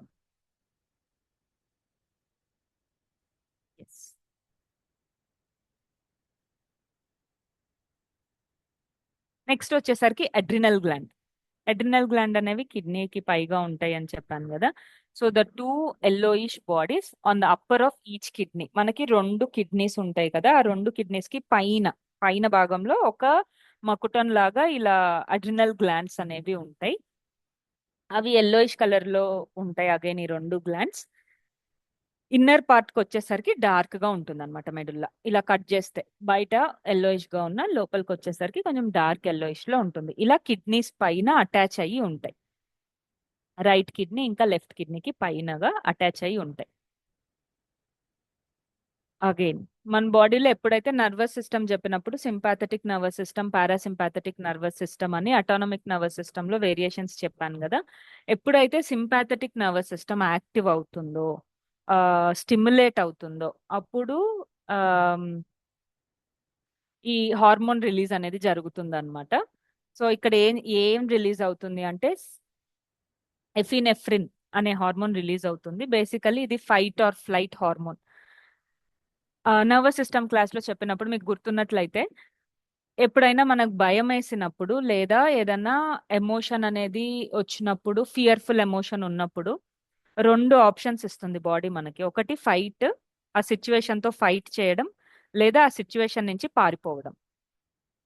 లైక్ ఆ రోజు చెప్పిన ఎగ్జాంపుల్లో సడన్ గా ఒక పాము కనిపించిందంటే, ఇదర్ మనం ఆ పాముని ఎలాగైనా ఫైట్ చేసి గెలవడానికి ట్రై చేస్తాము, లేదా అక్కడి నుంచి పారిపోవడానికి ట్రై చేస్తాం, రైట్? సో ఈ ఫైట్ ఆర్ ఫ్లైట్ రెస్పాన్స్ అనేది మనకి ఎలా వస్తుంది, ఆ ఇన్ఫర్మేషన్ మనకి లోపల నుంచి ఆ థాట్ ఎలా వస్తుందంటే ఈ హార్మోన్ రిలీజ్ వల్ల వస్తుంది. అగైన్ ఈ ఎఫినెఫ్రిన్ అన్న హార్మోన్ రిలీజ్ అవ్వడం వల్ల. సో ఇది వచ్చినప్పుడు ఏమవుతుందంటే basically increases the heart rate, BP, respiration, మన రెస్పిరేషన్ ని కూడా ఇంక్రీజ్ చేస్తుంది. Also increases the metabolic rate, vasodilation, ఇవన్నీ జరుగుతాయి అన్నమాట. ఆల్సో నాన్ ఎఫిరెఫ్రిన్ అని కూడా పారాసింపాథెటిక్ నర్వస్ సిస్టమ్ యాక్టివేట్ అయినప్పుడు, రెస్ట్ అండ్ రిలాక్స్ మోడ్ లోకి బాడీ వెళ్ళాలన్నప్పుడు ఈ నాన్ ఎఫిరెఫ్రిన్ అనేది రిలీజ్ అవుతుంది. సో అలా ఈ 2 హార్మోన్స్ ఈ అడ్రినాలిన్ ద్వారా రిలీజ్ అవుతాయి, అడ్రినల్ గ్లాండ్స్ ద్వారా రిలీజ్ అవుతాయి. ఆల్సో వాటితో పాటు secretes over 30 different steroid hormones in the body. వాటితో పాటు ఇంకేమేం రిలీజ్ అవుతుంది అంటే మినరల్ కార్టికాయిడ్స్, ఆల్డోస్టిరాన్ అన్న హార్మోన్ రిలీజ్ అవుతుంది. దీనివల్ల మన శరీరంలో ఎలక్ట్రోలైట్ బ్యాలెన్స్ అనేది జరుగుతుంది. సో యా, ఆ బ్యాలెన్స్ కోసం ఈ హార్మోన్ అనేది ఇంపార్టెంట్. దాంతో పాటు గ్లూకోకార్టికాయిడ్స్ అంటే కార్టిజాల్ అనే ఒక స్ట్రెస్ హార్మోన్ రిలీజ్ అవుతుంది అనమాట. సో దానివల్ల ఉపయోగం ఏంటి అంటే stimulates gluconeogenesis and glucose sparing and anti inflammatory agent, ఇలా అన్ని వివిధ రకాలుగా ఉపయోగపడుతుంది అనమాట. Then gonadocorticoids testosterone, estrogen, progesterone అనేవి రిలీజ్ కి కూడా ఇది ఉపయోగపడుతుంది. ఫైనలీ లాస్ట్ వచ్చేసరికి pancreas. So pancreas digestive system చెప్పినప్పుడు కూడా చెప్పాను దీని గురించి. బేసికలీ ప్యాంక్రియాస్ వల్లనే అగైన్ డయాబెటీస్ గురించి కూడా మాట్లాడుకున్నాం కదా ఆ రోజు. ఇది ఎక్కడ లొకేట్ అయి ఉంటుంది అంటే located slightly behind the stomach. మన స్టమక్ కి కొంచెం వెనకగా ఈ ప్యాంక్రియాస్ అనేది అటాచ్ అయ్యి ఉంటుంది. బేసికలీ దీని వర్క్ ఏంటి అంటే ఇన్సులిన్ రిలీజ్ అనేది మేజర్ వర్క్. ఇన్సులిన్ తో పాటు గ్లూకోగాన్ ని కూడా రిలీజ్ చేస్తుంది. ఇన్సులిన్ ఏం చేస్తుందంటే బ్లడ్ గ్లూకోజ్ ని తగ్గిస్తుంటే, గ్లూకోగాన్ అనేది బ్లడ్ గ్లూకోజ్ ని పెంచుతుంది. అలా బ్యాలెన్స్ చేస్తూ ఈ సిస్టమ్ అనేది వర్క్ అవుతుంది అనమాట. ఈ హార్మోనల్ రిలీజ్ వల్ల బ్యాలెన్స్ అనేది జరుగుతూ ఉంటుంది. ఇలా స్టమక్ ఏదైతే ఉందో దానికి కొంచెం వెనకగా ఈ ప్యాంక్రియాస్ అనేది ఆ చెట్టు లాగా కనిపిస్తుంది కదా, ఆ బ్రాంచ్ లాగా ఆ ప్యాంక్రియా అనేది ఉంటుంది. సో ఫైనలీ పినియల్ గ్లాండ్ అని కూడా చెప్పాను కదా, పైన మన బ్రెయిన్ దగ్గర ఉంటుంది అని. Pineal gland is basically small reddish grey structure, reddish గ్రేలో ఉంటుంది. మిడ్ లైన్ ఆఫ్ బ్రెయిన్ దగ్గర ఇది ప్రాపర్ పొజిషనింగ్ అనేది ఉంటుందన్నమాట. సో ఇక్కడ మీరు చూస్తున్నట్లయితే చిన్న వైలెట్ కలర్ పీ షేప్ లో ఉంది కదా, జస్ట్ 1 సెకండ్. సో ఇక్కడ కనిపిస్తుంది కదా వైలెట్ కలర్ లో, ఇది పీనియల్ గ్లాండ్. అలా చిన్నగా బ్రెయిన్ స్ట్రక్చర్ లో ఉంటుంది.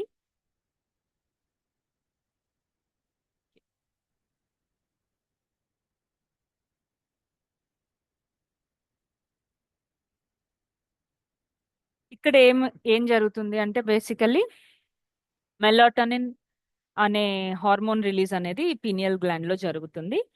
దానివల్లనే మన బాడీకి డే అండ్ నైట్ సైకిల్ అనేది ఎస్టాబ్లిష్ అవుతుంది ఆ హార్మోన్ వలన. దెన్ ఫైనలీ గొనాడ్స్, ఇందాక చెప్పినట్టుగా టెస్టిస్ అండ్ ఓవరీస్ దీని కిందకు వస్తాయి. Testosterone and oestrogen, male sex hormone and female sex hormones అనేవి గొనాడ్స్ ద్వారా రిలీజ్ అవుతాయి. ఎస్. సో సమ్మరీ లాగా చూసుకున్నట్లయితే ఈ హార్మోన్స్, గ్లాండ్స్, వాటి ఫంక్షన్, ఇంకా హార్మోన్స్ ఏం జరుగుతాయి అని. థైరాయిడ్ గ్లాండ్ లో T3, T4 and parathyroid gland లో క్యాల్సిటోనిన్ అన్న 3 హార్మోన్స్ రిలీజ్ అవుతాయి. వాటి వర్క్ ఏంటి? Metabolism mainly, glucogenesis, glucose uptake అవన్నీ అని చెప్పాను కదా. దాంతో పాటు కాల్షియం లెవెల్స్ ని మెయింటైన్ చేయడం కూడా ఈ థైరాయిడ్ హార్మోన్స్ యొక్క పని. దెన్ పారాథైరాయిడ్ హార్మోన్ PTH యొక్క పని ఏంటి అంటే again calcium regulation in the body. Then adrenal glands వచ్చేసరికి అడ్రినాలిన్ అవ్వచ్చు, కార్టిజాల్ అవ్వచ్చు, ఆర్ ఆల్డోస్టిరాన్ అవ్వచ్చు. వీటి పని ఏంటి అంటే బేసికలీ ఇవి stress hormones, at the same time blood pressure ని ఇంకా మెటబాలిజం ని మెయింటైన్ చేస్తాయి. అండ్ పీనియల్ గ్లాండ్ వచ్చేసరికి మెలాటోనిన్ అన్న హార్మోన్ రిలీజ్ అవుతుంది. మన బాడీలో ఈ సర్కాడియన్ రిథమ్ అంటాం కదా, మార్నింగ్ అండ్ నైట్ అన్న డిఫరెన్స్ ని చేస్తూ ఎప్పుడు ఏ వర్క్ జరగాలో అది జరిగేలా చేసేది ఈ melatonin hormone pineal gland release చేస్తుంది. దెన్ ప్యాంక్రియాస్ వచ్చేసరికి ప్యాంక్రియాస్ రిలీజ్ చేసే హార్మోన్స్ ఏంటి? Insulin, glucagon and somatostatin. వీటి వల్ల ఏం జరుగుతుంది? బాడీలో గ్లూకోజ్ బ్యాలెన్స్ అనేది, బ్లడ్ షుగర్ లెవెల్స్ మెయింటెనెన్స్ అనేది జరుగుతుంది అనమాట. దెన్ ఓవరీస్ లో progesterone, estrogen, testosterone, AMH hormone, anti Mullerian hormone ఇవన్నీ రిలీజ్ అవుతాయి. వీటి వలన ప్యూబెటరీ అండ్ రీప్రొడక్షన్, మెన్స్ట్రువల్ సైకిల్ అనేది మెయింటైన్ అవుతుంది అండ్ రీప్రొడక్షన్ అనేది జరుగుతుంది. సో ఈ సైకిల్ మెయింటెనెన్స్ కి, రీప్రొడక్షన్ కి ఉపయోగపడే హార్మోన్స్ ఇవన్నీ. Then testis, finally the testis are 2 glands and scrotum అని చెప్పాను కదా. దాంట్లో ఏది రిలీజ్ అవుతుందంటే టెస్టోస్టెరాన్, అగైన్ AMH, ఈస్ట్రోడియల్ అన్న హార్మోన్స్ రిలీజ్ అవుతాయి. ఇవి అక్కడ ఓవరీస్ కి ఉపయోగపడితే అక్కడ రిలీజ్ అయిన హార్మోన్ ఇక్కడ స్పర్మ్ రిలీజ్ కి అండ్ వాటి మూవ్మెంట్ కి, వాటి అన్నింటికి ఈ హార్మోన్స్ అనేవి ఉపయోగపడతాయి. This is all about the endocrine system or hormonal system in our body. Any doubts?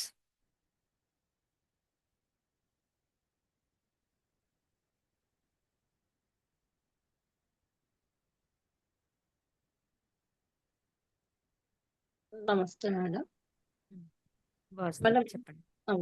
ఇది ఎండోమెట్రిక్ లేయర్ థిక్నెస్ అని ఎక్కువ వింటున్నాను. అది ఎట్లా మేడం? యూట్రస్ ఓకే, మనం అక్కడ దాకా వెళ్ళలేదు యాక్చువల్లీ. యుటెరస్ యొక్క పొజిషన్ అవన్నీ చూసుకున్నట్లయితే యుటెరస్ లో ఎక్సోమెట్రియం, ఎండోమెట్రియం అని అవి అనాటమికల్ గా చూసుకుంటే, లైక్ అవి లేయర్స్ పరంగా చూసుకుంటే లోపల ఎలా ఫామ్ అయి ఉంటాయని. One of the layer endometrium. Endometriosis అంటే అక్కడ ఏం జరుగుతుంది అంటే బేసికల్లీ దానికి స్ట్రక్చరల్ డిఫెక్ట్ అని చెప్పొచ్చు.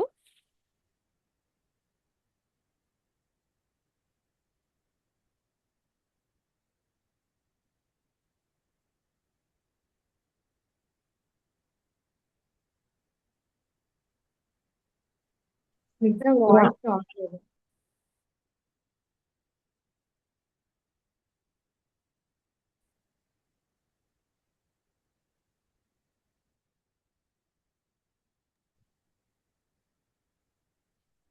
వాసుదేవ ఇప్పుడు వినిపిస్తుందా? ఇప్పుడు వినిపిస్తుంది మేడం, ఇందాక ఓ వినిపించలేదండి. ఓకే.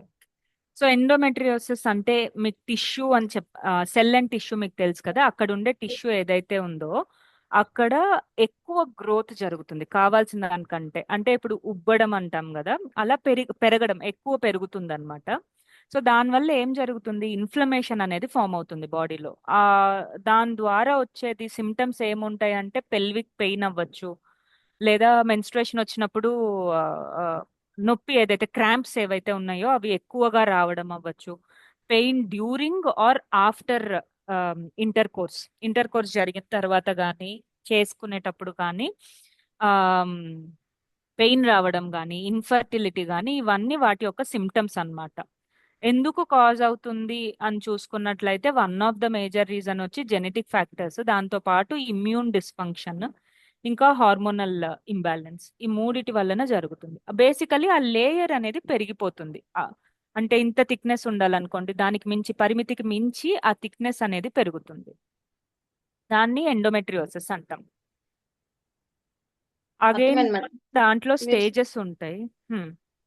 అంటే ఫస్ట్ మీరు టిష్యూ ఈ కణము ఎలా ఎదుగుతుంది అది చెప్పారు కాబట్టి ఫస్ట్ ఇది బాగా అర్థమైంది మేడం.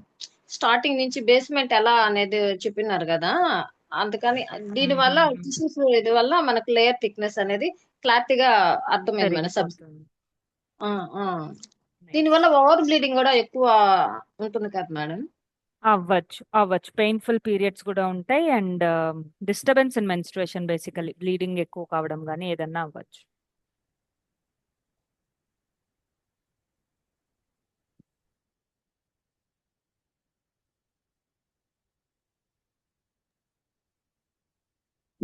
మేడం వాస్తవం మేడం. వాసుదేవ్, మేడం ఇప్పుడు డ్రింకర్స్ కి ప్యాంక్రియాస్ అంటే లివర్ డ్రింక్ ఎక్కువ చేసి లివర్ డ్యామేజ్ అయ్యి ప్యాంక్రియాస్ డిసీజ్ అవి వస్తాయి. డ్రింకింగ్ అలవాటు లేని వాళ్ళకి కూడా అంటే ప్యాంక్రియాస్ డిసీజెస్ వచ్చేదానికి ఛాన్సెస్ ఉన్నాయి మేడం. ప్యాంక్రియాస్ డిసీజ్ అంటే ఏంటి, బేసికలీ అక్కడ రిలీజ్ అయ్యే హార్మోన్స్ ఎయిదర్ ఎక్కువ రిలీజ్ అవ్వడం లేదా ఆ, తక్కువ రిలీజ్ అవ్వడం, అవసరానికి అవును. మించి తక్కువగా, అవసరం కంటే తక్కువగా రిలీజ్ అవ్వడం. దానివల్ల ఏం డిసీజ్ వస్తుందంటే షుగర్ లెవెల్స్ అనేవి ఇంబ్యాలెన్స్ అయినప్పుడు డయాబెటీస్ అనేది వస్తుంది. And diabetes just alcohol intake వల్లనే వస్తుందన్న కండిషన్ ఏం కాదు.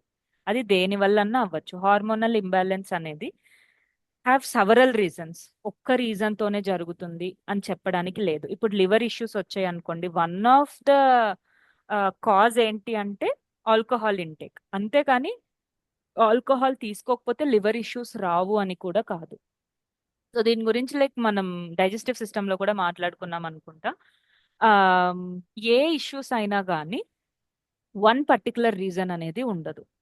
బాడీ టైప్ ని బట్టి, genetically or or lifestyle, మనం తీసుకున్న ఆహారం, ఫుడ్ నిద్ర, వ్యవహారం ఉంది కదా, సో ఈ లైఫ్ స్టైల్ ఏదైతే ఉందో వాటి వలన కూడా సో ఆ గ్రూప్ ఆఫ్ థింగ్స్ జరిగి డిసీజ్ అనేది బయటకు వస్తుంది. అండ్ బాడీ ఇనీషియల్ గా, ఇమ్యూన్ సిస్టమ్ చెప్పినప్పుడు మళ్ళీ చెప్తాను, ఇనీషియల్ గా హీల్ చేయడానికి ట్రై చేస్తుంది.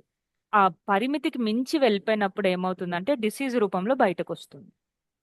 సో దానికి అండ్ ప్యాంక్రియాస్ రిలేటెడ్ ఇష్యూస్ కి డైరెక్ట్ కనెక్షన్ అయితే ఏం లేదు. Okay liver madam. వేరే, ప్యాంక్రియాస్ వేరే. యా.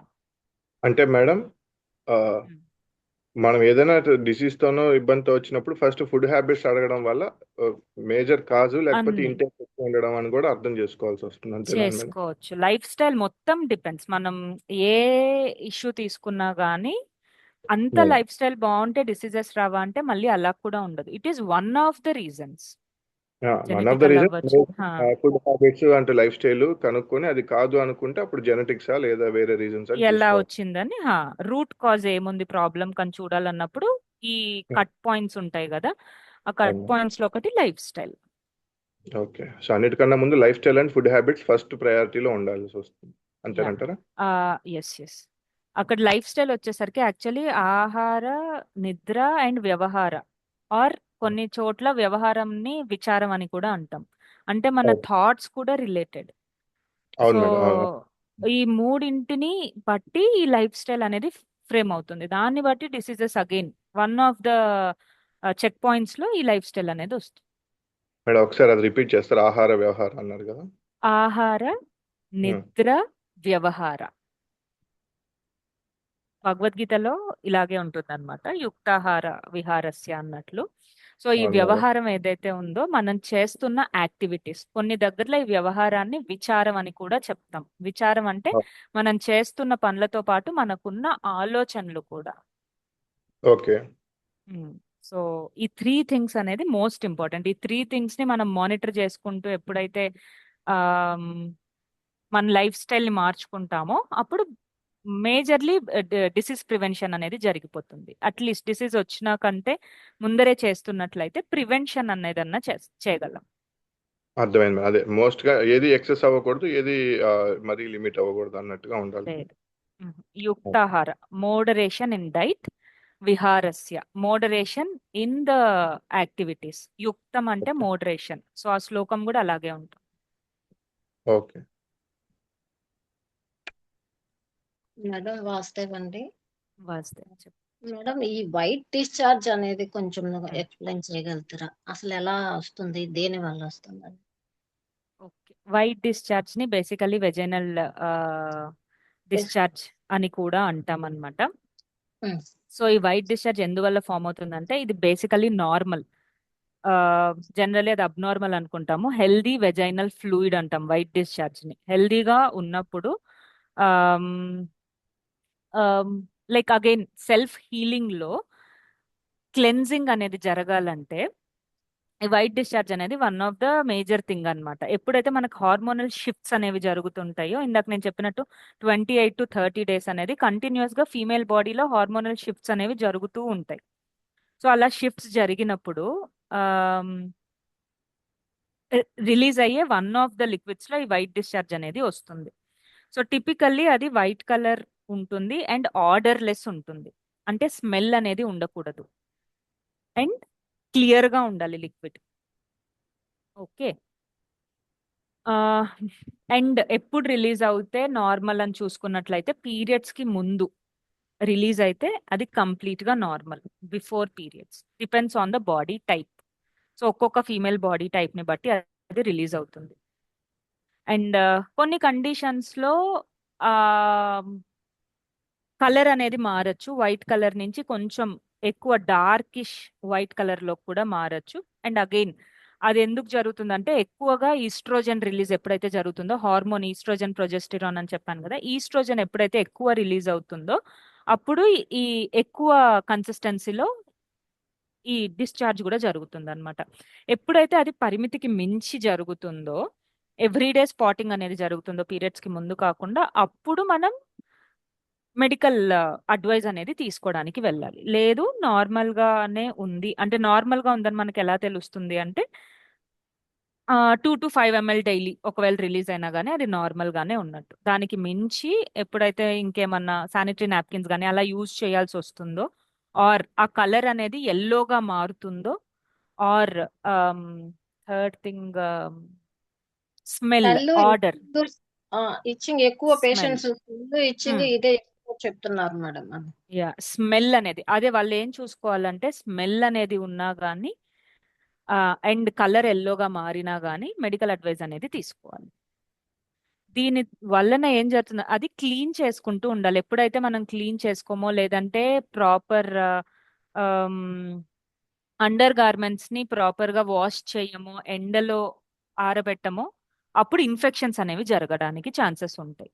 సో ఆల్వేస్ అడ్వైజ్ ఏమి ఇస్తారంటే మెడికల్ కండిషన్స్ లో హాట్ వాటర్ తో అండర్ గార్మెంట్స్ ని వాష్ చేసుకోమని, ఎండకి ఆరబెట్టమని. అలా జరిగినప్పుడు ఇన్ఫెక్షన్స్ అనేవి హాఫ్ అక్కడ కట్ అయిపోతాయి. లేదంటే ఇంటర్నల్ ఏమన్నా ప్రాబ్లం ఉంటే ఖచ్చితంగా డాక్టర్ దగ్గరికి వెళ్ళాలి. ఫస్ట్ మనం ఇచ్చే సజెషన్ అయితే ఇది ఇది చెప్పాలి మేడం లేడీస్ కి. Yes.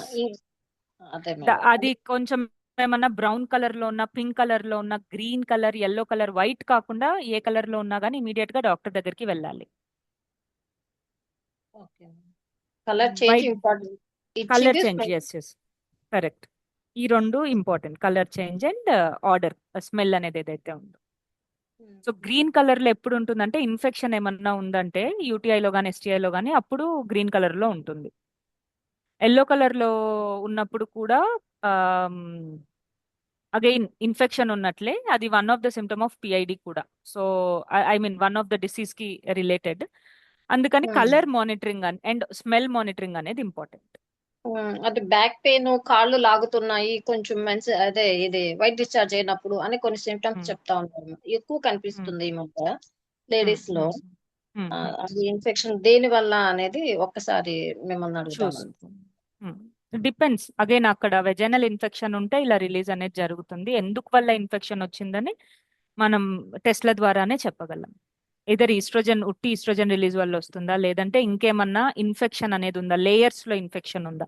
వెజైనల్ లేయర్స్ లో ఎప్పుడైనా ఇన్ఫెక్షన్ చేరినా గానీ ఈ రిలీజ్ అనేది ఇలా అవుతుంటుంది. అది టెస్ట్ల ద్వారానే తెలుస్తుంది మనకి. మేడం, ఈ చెప్పండి. టైంలో మూడ్ చేంజ్ ఉంటుందా మేడం? డిస్టర్బెన్స్ వల్ల, డిశ్చార్జ్ వల్ల? ఓకే. సో యాక్చువల్లీ అంటే అగైన్ అట్లా ఏ హార్మోనల్ ఒక్క సెకండ్, ఏ హార్మోనల్ రిలీజ్ అయినా కానీ మన శరీరంలో it will directly impact the emotional system of our body. Okay. So అది మేల్ హార్మోన్స్ అయినా కానీ ఫీమేల్ హార్మోన్స్ అయినా కానీ రిలీజ్ అప్పుడు ఏమవుతుందంటే మూడ్ స్వింగ్స్ అనేవి జరుగుతూ ఉంటాయి. ఓకే. సో ఏ హార్మోన్ రిలీజ్ అయినా కానీ సో అదంతా మూడ్ తో రిలేట్ అయి ఉంటుంది. మూడ్ అంటే ఏంటి, ఎమోషన్స్ తో రిలేట్ అయి ఉంటుంది. సో అవును. ఒక్కోసారి హైట్ అండ్ ఎమోషన్స్ కానీ అగ్రెసివ్ కానీ అవన్నీ రావడం, లేదా లో ఎమోషన్స్ కానీ సాడ్ హార్మోన్స్ అంటాం కదా, సో లోగా ఫీల్ అవ్వడం కానీ డిప్రెస్డ్ గా ఫీల్ అవ్వడం కానీ అవి ఆబ్వియస్ గా జరుగుతూ ఉంటాయి. ఒక్కోసారి మనం మానిటర్ చేస్తాం, ఒక్కోసారి మనం మానిటర్ చెయ్యం. అంతే తప్పితే it's a natural thing, it happens. Okay. So దానికేం భయపడక్కర్లేదు, ఇవన్నీ చెక్ లేదు చేసుకో. లేదు లేదు. అండ్ అది కంప్లీట్లీ నార్మల్, ఎవరిలో అయినా, అది ఫీమేల్ అవ్వచ్చు మేల్ అవ్వచ్చు, డిశ్చార్జ్ తో సంబంధం లేకుండా హార్మోన్స్ ఎప్పుడైతే రిలీజ్ అవుతూ ఉంటాయి బాడీలో, ఆటోమేటిక్ గా అది ఎమోషనల్ సిస్టమ్ పైన ఎఫెక్ట్ చూపిస్తూనే ఉంటుంది. ఒక్కోసారి అవునా అది ఎక్కువ ఉంటుంది, ఒక్కోసారి తక్కువ ఉంటుంది. Like for example menopause stage కి వచ్చేసరికి మేడం? ఏమవుతుందంటే అక్కడ ఇంకా పీరియడ్ స్టాప్ అయిపోయే టైం మెనోపాజ్ అంటే, అక్కడ హైట్ అవును. అండ్ ఎమోషన్స్ ఉంటాయి అన్నమాట. So okay. ఏదర్ ఎక్కువ అవ్వచ్చు, తక్కువ అవ్వచ్చు, ఏదైనా హైట్స్ లో ఉంటుంది. సో అవును అలా మేడం, అదే మూడ్ స్వింగ్స్ అనేది part of the hormonal changes in body. అర్థమైంది. అక్కడ డిఫరెంట్ పర్సన్స్ దగ్గర గమనించాము. అదే. అది కంప్లీట్ గా నార్మల్, బట్ మనం మానిటర్ చేసుకుంటూ ఉండాలి. అది దీని వల్ల అని అర్థం చేసుకొని అండ్ పేషెంట్స్ కి కూడా అర్థమయ్యేలా చెప్పగలిగితే ఇట్స్ డన్. అర్థమైంది. Okay madam. అండ్ వాస్తవం మేడం. చెప్పండి ప్రసన్న గారు. మేడం మేడం, ఏదైనా ఆపద వచ్చినప్పుడు అది ఫైట్ చేయడము లేకపోతే పారిపోవడము చేస్తుంది అన్నారు కదా మేడం, హార్మోన్స్. మేడం అది అంటే ఒక్కొక్కసారి కళ్ళు తిరిగి పడిపోవడం, చెమటలు పట్టడం, అప్పుడు హార్మోన్స్ రిలీజ్ అవ్వవు మేడం? రిలీజ్ అవుతాయి. హార్మోన్ రిలీజ్ అవ్వడం వల్లనే అది కూడా జరుగుతుంది. ఎప్పుడైతే ఎక్కువ రిలీజ్ అవుతుందో, స్ట్రెస్ ఎక్కువ అయిపోతుందో, ఆ స్ట్రెస్ వల్ల ఇంక్రీజ్డ్ హార్ట్ రేట్, మీరు ఆ స్లైడ్ గుర్తున్నట్టయితే increased heart rate, increased respiration అని చెప్పాను. హార్ట్ రేట్ పెరిగిపోయి రెస్పిరేషన్ పెరిగిపోవడం వల్ల ఏం జరుగుతుందంటే ఒక్కోసారి మన శరీరం తీసుకోలేక చెమటలు పట్టేసి కళ్ళు తిరిగి కింద పడిపోవడం అనేది జరుగుతుంది. అది కూడా హార్మోన్ రిలీజ్ వల్లే జరుగుతుంది, ఎక్కువ అవడం వల్ల. ఎక్కువ అవడం వల్ల. వాస్తవం.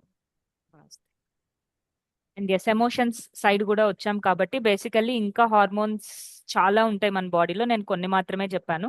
నర్వస్ సిస్టమ్ అండ్ ఈ hormonal system side by side వెళ్తూ ఉంటాయి అన్నమాట. నర్వస్ సిస్టమ్ లో న్యూరో ట్రాన్స్మిటర్స్ అని చెప్పాను కదా, వాటిల్ని కూడా హార్మోన్స్ కింద చెప్పొచ్చు. అలా క్లాసిఫికేషన్ చూసుకున్నట్లయితే హ్యాపీ హార్మోన్స్ అని మీరు వినుంటారు బయట. హ్యాపీ హార్మోన్స్ రిలీజ్ అవుతాయి బాడీలో ఎప్పుడైతే హ్యాపీ హార్మోన్స్ అంటే basically which will increase the metabolism. మన బాడీలో ఇంకా ప్రాపర్ గా మెటబాలిజం అవ్వడానికి కానీ మిగిలిన యాక్టివిటీస్ అవ్వడానికి కానీ ఈ న్యూరో ట్రాన్స్మిటర్స్ రిలీజ్ అనేది ఇంపార్టెంట్.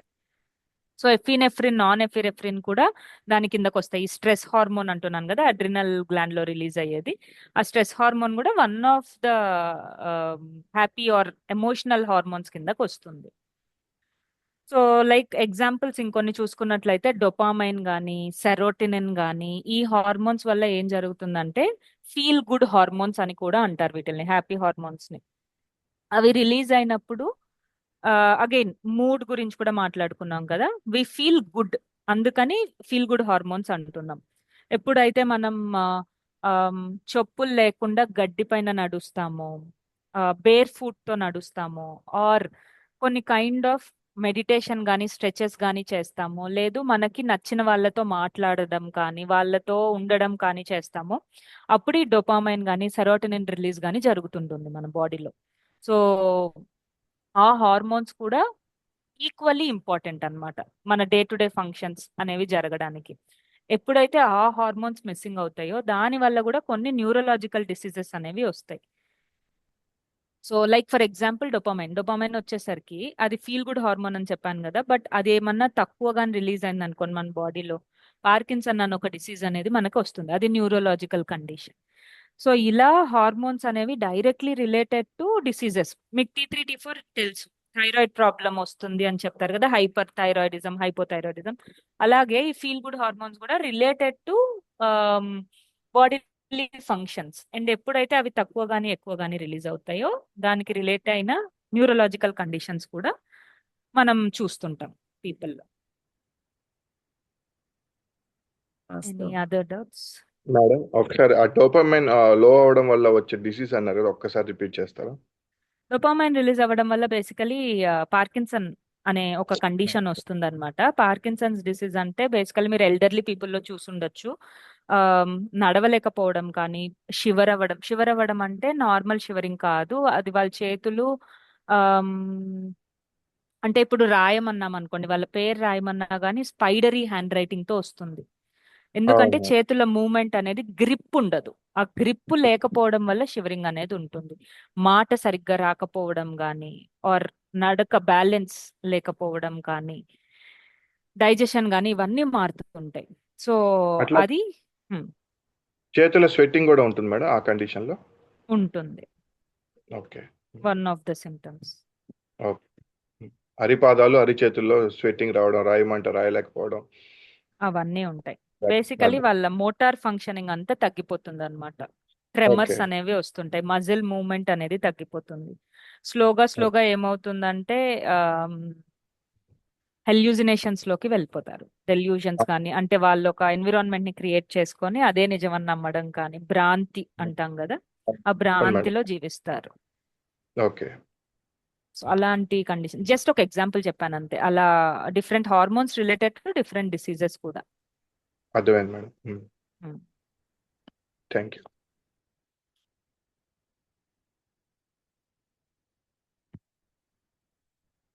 Any other doubts? ఇంకేమన్నా డౌట్స్ ఉన్నాయా? మేడం వాస్తవం మేడం. వాసుదేవా చెప్పండి. మేడం ఇప్పుడు ఫిమేల్ పర్సన్ కి పీరియడ్స్ వైట్ Hmm. కలర్ లో ఉంటాయి మేడం, లైట్ రెడ్ కలర్ లే అని.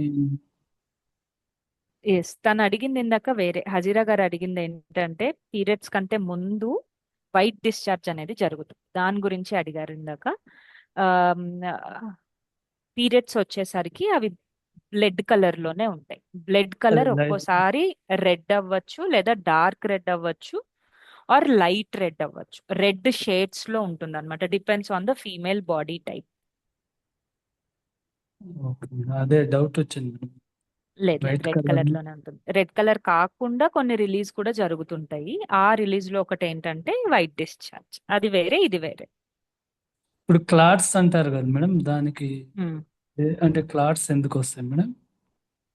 అది రిలీజ్ అయ్యే పీరియడ్ క్రమంలో ఒక్కోసారి లిక్విడ్ లాగా, ప్యూర్ లిక్విడ్ లాగా రిలీజ్ అయిపోతుంది. ఇందాక నేను చెప్పినది మీకు గుర్తున్నట్లయితే, ఎగ్ అనేది ఫర్టిలైజ్ అవ్వకపోతే బయటకి పీరియడ్ ద్వారా వచ్చేస్తుంది. ఒకవేళ ఫర్టిలైజ్ అయితే రీప్రొడక్షన్ అనేది జరుగుతుంది, రైట్? సో అలా బయటకు వచ్చేసిన క్రమంలో ఒక్కోసారి లిక్విడ్ రూపంలో వస్తుంది, ఒక్కోసారి కండలుగా బయటకి రిలీజ్ అవుతుంది. సో ఎప్పుడైతే కండలుగా రిలీజ్ అవుతుందో దాన్ని క్లాట్స్ అంటాం. ఎప్పుడైతే లిక్విడీగా వస్తుందో దాన్ని నార్మల్ మెన్స్ట్రుయేషన్ అంటాం. సో ఆ రెండు కూడా నార్మలే. అంటే ఫెర్టిలైజ్ అవని ఎగ్ మేడం అది క్లాట్స్ అంటే ఎస్ అది హెల్త్ ప్రాబ్లం కాదా? పీరియడ్స్, అది క్లాట్స్ అనేది పీరియడ్స్ లో ఒక భాగం మాత్రమే, అది హెల్త్ ప్రాబ్లం కాదు, అది జనరల్ ప్రొసీజర్. ఓకే వాస్తే థ్యాంక్ యూ మేడం. వాసుదేవ, ఎప్పుడైతే ఈ ఈ ఎక్కువ రిలీజ్ అవుతుందో బేసికల్లీ ఆ మొత్తం క్లియరెన్స్ అనేది 3 to 5 days లో జరిగిపోవాలి. అలా 3 to 5 days కాకుండా ఎప్పుడైతే ఈ బ్లీడింగ్ అనేది ఎక్స్టెండ్ అవుతుందో, లైక్ ఒక్కొక్కళ్ళకి 8 days కానీ 10 days కానీ ఎప్పుడైతే అలా రిలీజ్ అవుతూనే ఉంటుందో, మీరు అడిగే క్లాట్స్ అది అవ్వచ్చు. అలా కంటిన్యూస్ గా రిలీజ్ అయినప్పుడు ఆ, అది మెడికల్ కండిషన్ కిందకు వస్తుంది. ఎప్పుడైతే పీసీఓడి ప్రాబ్లం ఉంటుందో, లేదంటే ఇంకేమన్నా ఇష్యూస్ ఉంటాయో బాడీలో, అప్పుడు ఏం జరుగుతుందంటే ఇలా prolonged periods or missed periods అనేది జరుగుతుంది. ప్రొలాంగ్డ్ పీరియడ్స్ అంటే ఎక్కువ రోజులు, ఒక్కొక్కసారి 1 month కూడా మెడిసిన్ వాడేంత వరకు కంటిన్యూగా బ్లడ్ లాస్ అనేది జరుగుతూ ఉంటుంది ఫీమేల్లో. అది కాకుండా మిస్డ్ పీరియడ్స్ అంటాం. నెల 28 to 30 days రావాల్సిన సైకిల్ అనేది మిస్ అవుతూ ఉంటుంది. ఒక్కోసారి 2 months కి రావచ్చు, ఒక్కోసారి 3 months కి, ఒక్కోసారి 6 months కూడా రాదు. అక్కడ ఫర్టిలైజ్ అవ్వదు, at the same time release కూడా అవ్వదు. అది కూడా one of the medical condition. Madam ఇంకొక చిన్న డౌట్ మేడం. చెప్పండి. ఇప్పుడు ఈ ఫిమేల్వి మన పీరియడ్స్ డిసీజెస్ నాకు ఇంగ్లీష్లో తెలియదు, తెల్లబట్ట ఎర్రబట్ట అంటారు. ఇప్పుడు మీరు నార్మల్ కలర్ అంటే లైట్ రెడ్ కలర్ అన్నారు కదా, ఈ ఎర్రబట్ట అనేది దానికి డిఫరెన్స్ ఎలా madam? First of all disease కాదు, ఫీమేల్ డిసీజెస్ అనొద్దు, అది జనరల్ ప్రొసీజర్. ఓకే, తెల్లబట్ట అయినా ఎర్రబట్ట అయినా కానీ అది జనరల్ ప్రొసీజర్ అంతే, ఫీమేల్స్ లో జరిగేది. అది ఎక్కువ అయితే అప్పుడు దాన్ని డిసీజ్ అంటాం. ఓకే. సో వైట్ డిశ్చార్జ్ అని ఇందాక మాట్లాడుతున్నాను కదా, దాన్ని బేసికల్లీ మీరు చెప్పినట్టు తెల్లబట్ట అంటుండొచ్చేమో. అండ్ రెడ్ కలర్ ఏదైతే ఉందో అది పీరియడ్స్. సో నాకు మేడం తెలిసి అది అంతే, ఇంకేమన్నా డిసీజ్ కింద వస్తుందేమో, నాకు తెలుగులో నేమ్ అంతగా తెలియదు. అది వస్తే అంటే చెప్పండి ప్రసన్న గారు. మేడం అది మెనోపాజ్ లోనే ఎక్కువ బ్లీడింగ్ కానీ క్లాట్స్ పడడం కానీ ఎక్కువ ఉంటుంది మేడం. డిపెండ్స్ అలాగే అండి, అట్లేం లేదు. ప్యూబర్టీలో కూడా ఉంటుంది, స్టార్టింగ్ లో కూడా ఉండొచ్చు కొద్ది మందికి, ఆర్ మధ్యలో కూడా ఉండొచ్చు. పీసీఓడి ఉన్న వాళ్ళకైతే మధ్యలో కూడా ఉంటుంది, మెనోపాజ్ లోనే జరుగుతుందని ఏం కాదు. అంటే ఎక్కువ ఇక్కడ శాతం అప్పుడే చూస్తున్నాం మేడం. మ్మ్, లేదు, మీరు ఎక్కువ టీనేజ్ గర్ల్స్ తో మాట్లాడాలి. ఇంకా మోస్ట్ ఆఫ్ ద అమ్మాయిలకి ప్రెసెంట్ ఫేస్ చేసే ప్రాబ్లం అది మెనోపాజ్ లోనే జరుగుతుందని ఏం లేదు. అదే మేడం, అంటే ఇంటరాక్ట్ అయినంత వరకు అవే కండిషన్స్ చెప్పుకుంటారు, కానీ ఎక్కువ మంది ఇంటరాక్ట్ అయితే ఎక్కువ మంది ఎక్కువ మందితో మాట్లాడితే మోస్ట్ ఆఫ్ ద ఉమెన్ కి ఉందా ప్రాబ్లం. మీరు సుధశ్రీ అన్నప్పుడు గారు, మెనోపాజ్ లో ఎందుకు వస్తుంది మేడం అలాగా ఆ టైంలో? అంటే ఆ మెనోపాజ్ టైంలో లో ఇంకా వచ్చి పీరియడ్స్, మామూలుగా అంటే గర్భసంచి కూడా మెనోపాజ్ అంటే ఏంటి? తీసేసుకునే ఇది ఉంటుంది మేడం. మెనోపాజ్ అంటే ఏంటి? కరెక్ట్ గా పీరియడ్స్ ఆగిపోయే టైం. సో అలా బాడీ కూడా అడ్జస్ట్ అవుతూ వన్ ఆఫ్ ద థింగ్స్ ఏం చేస్తుందంటే ఇదర్ ప్రొలాంగ్డ్ పీరియడ్స్ కానీ లేదా తక్కువ మిస్ అవుతూ ఉండడం కానీ జరిగి ఫైనల్ గా ఆగిపోతుంటుంది. ఒక్కొక్కరిలో ఇందాక చెప్పినట్లుగా మెడికల్ కండిషన్స్ కి ఒక్క రీజన్ అనేది ఉండదు, మల్టిపుల్ రీజన్స్ కలిసి ఉంటాయి. ఎందుకు ఈ టైంలోనే వస్తుందంటే బాడీ బేసికల్లీ అడ్జస్ట్ అవ్వడానికి ట్రై చేస్తుంది అనమాట. అంటే ఇంకా ఆగిపోతుంటాయి కదా, అది జనరల్ గా జరిగే ప్రొసీజర్. అది ఒక్కొక్కరికి నార్మల్ గా కూడా ఉంటుంది, కంప్లీట్ నార్మల్ గా అసలు ఏ ప్రాబ్లం రాకుండా. అవును. ఒక్కొక్కరిలో మీరు చూసుండొచ్చు, ఒక 6 months కి ఒకసారి 1 year కి ఒకసారి వచ్చి ఇంకా కంప్లీట్ నార్మల్ గా ఆగిపోతుంది. సో ఇప్పుడు మనకున్న లైఫ్ స్టైల్ ని బట్టి, ఫుడ్ హ్యాబిట్స్ ని బట్టి, మనం తీసుకున్న ఆహారంలో ఉన్న హార్మోనల్ ఇంజెక్షన్స్ కానీ, వీటన్నిటి వల్ల హార్మోనల్ ఇంబ్యాలెన్సెస్ అనేవి జరుగుతున్నాయి. లైక్ పాల దగ్గర నుంచి పాల పదార్థాల వరకు అన్ని హార్మోనల్ ఇంజెక్షన్స్ ద్వారానే వస్తున్నాయి కాబట్టి మోస్ట్లీ. సో అవి వన్ ఆఫ్ ద రీజన్స్ అవ్వచ్చు హార్మోన్ ఇంబ్యాలెన్స్ కి. పిల్లల్లో కూడా అంతే మేడం, వీటి వల్లేనా పిల్లల్లో కూడా hormone? One of the reasons అంటున్నాను నేను, దాని వల్లే అని నేను ఓకే మేడం. చెప్పట్లేదు. One of the reasons hormonal injections ఉన్న ఆహారం, జంక్ ఫుడ్ అవ్వచ్చు, or like stress. Again eggs కూడా బయట కోడిగుడ్లు కానీ అలా తినే వాళ్ళు ఉంటారు కదా, వాళ్ళకి కూడా ఎలా అంటే ఎగ్స్ నార్మల్ ఎగ్స్ కాదు కదా, అవన్నీ బాయిలర్ కోడ్ల నుంచి అక్కడ వాళ్ళు ఇంజెక్ట్ చేయడం ద్వారా అలా రిలీజ్ అయిన ఎగ్స్ కాబట్టి అక్కడ హార్మోనల్ ఇంజెక్షన్స్ జరిగిపోతున్నాయి. సో బాడీ ఎప్పుడైతే ఆ హార్మోనల్ హై హార్మోన్స్ ని తీసుకోలేదో అప్పుడు ఇష్యూస్ అనేవి జరుగుతుంటాయి. స్ట్రెస్ కూడా ఒక కారణం అంటారు madam. Yeah, one of the reason. Stress hormone ఎక్కువ రిలీజ్ అయినా కానీ, స్ట్రెస్ ఎక్కువ తీసుకున్నా కానీ, మెంటల్ స్ట్రెస్ అనేది. మేడం, చెప్పండి. ఈ మెనోపాజ్ ఏజ్ అంటే ఒక 45 ఆ ఏజ్ లో స్టార్ట్ అవుతుందా మేడం? డిపెండ్ సార్, ఒక్కొక్కళ్ళు యాక్చువల్లీ 50 తర్వాత స్టార్ట్ అవ్వాలి. బట్ ప్రెసెంట్ ఉన్న టైంలో అది ఒక 5 years తగ్గినట్టుగా ఉంది. 45 నుంచే స్టార్ట్ అవుతుంది. బట్ ప్రాపర్ గా చూసుకున్నట్లయితే 50 అండ్ అబౌవ్. ఓకే, రెగ్యులర్ గా అయితే 50 and above. 50 and above. But actually puberty కూడా ముందుకి జరిగినట్టే మెనోపాజ్ కూడా ముందుకు జరిగింది. ఓకే. ఫస్ట్ స్టార్ట్ అయ్యేది కూడా ముందుకి జరుగుతూ వస్తుంది అనమాట, చేంజెస్ తో పాటు బయట. అలాగే మెనోపాజ్ కూడా 45, 46 లోనే వింటున్నాం ఇప్పుడు అవును మేడం, ఈ మధ్య అది PCOS కూడా టీనేజర్స్ లోనే ఎక్కువగా డిస్టర్బెన్స్ గా. ఎక్కువగా. Yes yes yes. వాసుదేవ అండి, చెప్పండి అక్క సుధశ్రీ గారు. ఇది హైపోథాలమస్ అనేది మనకి మెయిన్ చెప్పారు కదా, ఏంటి అవును. హార్మోన్స్ రిలీజ్ చేసే దాంట్లో. ఇప్పుడు హెడ్ ఇంజురీస్ ఏమైనా యాక్సిడెంట్ కానీ అలా జరిగితే ఈ మొత్తం హార్మోనల్ సిస్టమ్ దెబ్బతినే ప్రభావం ఉందా? ఇంకొకటి మెంటల్ గా మైండ్ సరిగ్గా ఎవరి వాళ్ళకంటే ఆటిజం ఉన్న పిల్లలకి వాళ్ళకి కూడా ఈ హార్మోన్ సిస్టమ్ ఎలా పనిచేస్తుంది, వాళ్ళతో డిస్టర్బెన్స్ ఉంటుంది. Okay, again yes. ఒక్కొక్క కండిషన్ ని తీసుకున్నట్టయితే హెడ్ రిలేటెడ్ ఏమన్నా జరిగినప్పుడు, మేజర్ యాక్సిడెంట్స్ కానీ అలా ఏమన్నా జరిగినప్పుడు అవకాశం ఉండొచ్చు. దానివల్ల ఈ హైపోథాలమస్ అనేది దెబ్బతినడం, దానివల్ల హార్మోనల్ రిలీజెస్ అనేవి మారడం ఖచ్చితంగా అవ్వచ్చు. ఆర్ జరగకపోవచ్చు కూడా, depends on the head injury. Related అంటే ఖచ్చితంగా రిలేటెడ్. And Autism. ఆటిజం కానీ అలాంటి కండిషన్స్ ఏవైతే ఉన్నాయో అవి హార్మోనల్ ఇంబ్యాలెన్సెస్ వల్ల జరుగుతున్నాయా అంటే కంప్లీట్ గా కాదు. But one of the reasons ఉండొచ్చు. లోవర్ మెలాటనిన్ కానీ ఆక్సిటోసిన్ కానీ వాళ్ళల్లో ఒక సిమ్టమ్ గా చూడొచ్చు. దాని వల్ల ఆటిజం వస్తుందా అంటే కాదు. బట్ ఆటిజం ఉన్న పిల్లల్లో లోవర్ మెలాటనిన్ కానీ ఆక్సిటోసిన్ కానీ ఆర్ హయ్యర్ ఆండ్రోజెన్స్ కానీ ఏవైతే న్యూరల్ డెవలప్మెంట్ కి, సోషల్ కమ్యూనికేషన్ కి ఇవంతా రిలేటెడ్, వాళ్ళలో ఆ ఇంబ్యాలెన్సెస్ అనేవి చూస్తాం. బట్ రీజన్ హార్మోనల్ ఇంబ్యాలెన్స్ అంటే అది రీజన్ కాదు. ఓకే అండి, థ్యాంక్ యూ.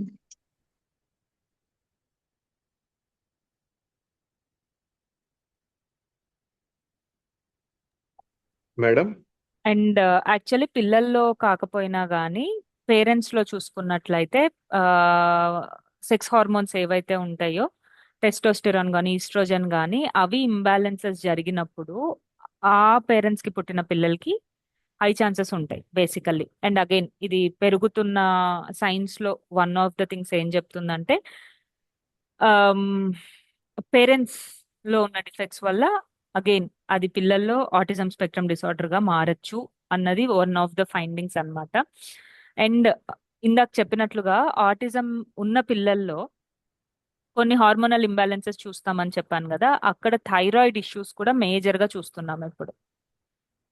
సో ఎప్పుడైతే బేబీ ఊంబులో ఉన్నప్పుడు హై టెస్టోస్టెరాన్ ఉంటుందో ఫీమేల్ బాడీలో, అది రిలేటెడ్ టు ఆటిస్టిక్ ట్రేట్స్ అన్నమాట. సో డైరెక్ట్ గా హార్మోనల్ డిసీజ్ కాకపోయినా కానీ బట్ రిలేషన్ అయితే హైగా ఉంటుంది ఇక్కడ. ఆండ్రోజెన్స్ కూడా ఫీమేల్లో ఎక్కువ ఉన్నప్పుడు అవి కూడా బ్రెయిన్ డెవలప్మెంట్ కి ఎఫెక్ట్ చూపిస్తాయి. So it is important for parents to be healthy. Mother and అంటే ఫాదర్ ఎప్పుడైతే ఓకే, హెల్దీగా ఉంటారో అప్పుడు ఛాన్సెస్ తక్కువ ఉంటాయి. సో అంటే ముందుగా ప్రిడిక్ట్ చేయొచ్చు అండి. అంటే ఇప్పుడు చేయొచ్చు రెగ్యులర్ గా చేయొచ్చు. టెస్ట్లకి వెళ్తారు కాబట్టి పుట్టే పిల్ల గాని అమ్మాయి గాని అబ్బాయి గాని ఆటిజం అవ్వచ్చు అనేది సస్పెక్ట్ చేయొచ్చు. యాక్చువల్లీ ప్రెగ్నెన్సీ టైంలో స్క్రీనింగ్ టెస్ట్లను ఉంటాయి. ఆ ఓకే. స్క్రీనింగ్ టెస్ట్ లో సస్పెక్ట్ చెయ్యొచ్చు. బట్ 100% సస్పెక్ట్ చేస్తామంటే ఆ రేట్ జస్ట్ 70 to 80% మాత్రమే ఉంటుంది. సో అక్కడ 5th month scan plus hormonal test చేసినప్పుడు స్క్రీనింగ్ అనేది చేయొచ్చు. అండ్ ఇప్పుడు పెరుగుతున్న అడ్వాన్స్మెంట్స్ తో ఏంటంటే లోపల ఉన్న పిల్లల డిఎన్ఏని కూడా టెస్ట్ చేసి వాళ్ళకి ఏం డిసీజెస్ రావచ్చో కూడా ఇప్పుడు స్క్రీన్ చేస్తున్నారు. అండ్ అది నార్మలైజ్ చేయడానికి కూడా ట్రై చేస్తున్నారు. అక్కడే మనం చూడొచ్చు. అట్లీస్ట్ బేబీ ఫామ్ అయిపోయినాక ఊంబులో ఉన్నప్పుడు ఏమేం డిసీజెస్ వచ్చే ఛాన్సెస్ ఉన్నాయో మనం కనుక్కోవచ్చు టెస్ట్ల ద్వారా. ఆటిజం ఫర్ షూర్ చూడొచ్చు. వాళ్ళ ఫార్మేషన్స్ అన్ని ఎలా ఉన్నాయి, బాడీ డెవలప్మెంట్ చూస్తాం కదా స్కాన్ లో, అలాగే బ్రెయిన్ డెవలప్మెంట్ టెస్ట్లు కూడా ఉంటాయి, అవి కూడా చూడొచ్చు. అవి చూసినప్పుడు ఏమైందంటే మన కంప్లీట్ స్క్రీనింగ్ అనేది జరిగిపోతుంది అనమాట. ఈ డౌన్ సిండ్రోమ్ మీరు వినున్నట్లయితే, డౌన్ సిండ్రోమ్ అనేది కూడా one of the kind of like autism లాంటిదే, అది కూడా ఒక కండిషన్. వాటన్నిటికీ స్క్రీనింగ్ టెస్ట్లు ఇప్పుడు అవైలబుల్ గానే ఉన్నాయి బయట.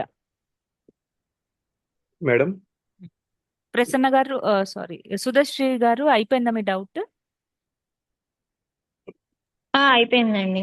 Okay okay fine. చెప్పండి గణపతిరావు గారు. డౌన్ సిండ్రోమ్ కానీ తర్వాత ఈ ఆటిజం కానీ హై రూమ్ లో ఉండే టైంలో పేరెంట్ ప్రెగ్నెన్సీ ఉన్న టైంలో హై ఆల్టిట్యూడ్ లో ఫ్లైట్ జర్నీ చేయడం కానీ, లేదా ఆ టైంలో వీళ్ళు ఏమైనా డిస్టర్బ్డ్ గా ఉన్నా ఆ ఇంపాక్ట్ అంతా బిడ్డకి వస్తుందా?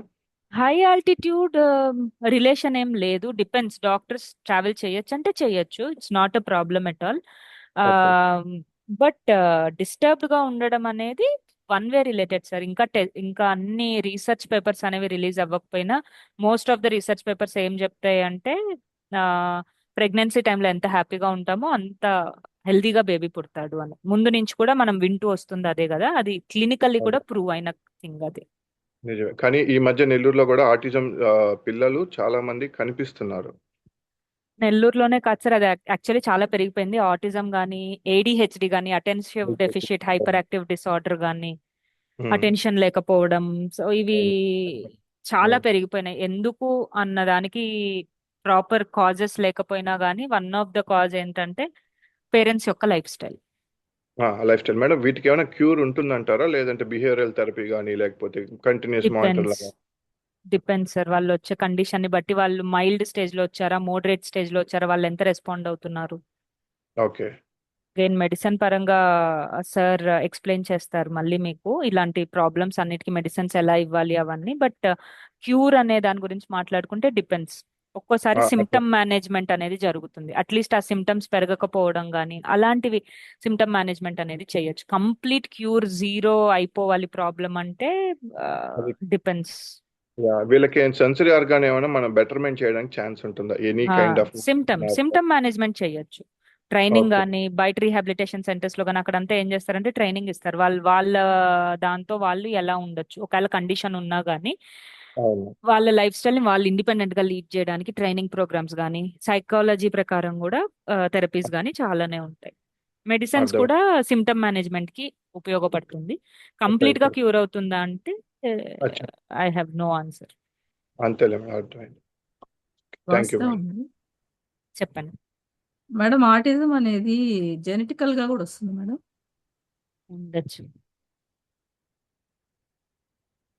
ఉండొచ్చండి, అది చెప్పలేం. జెనెటిక్స్ అనేది ప్రతి ఒక్క డిసీజ్ లో ఎప్పుడు ఏ సొల్యూషన్ దొరకకపోయినా ఎందుకు వచ్చింది అని ఇమీడియట్ గా చెప్పేది జెనెటిక్స్. లాస్ట్ టైం కూడా ఏదో క్లాస్ చెప్పేటప్పుడు చెప్పాను నేను. సో ఇట్ మేబీ చెప్పలేం.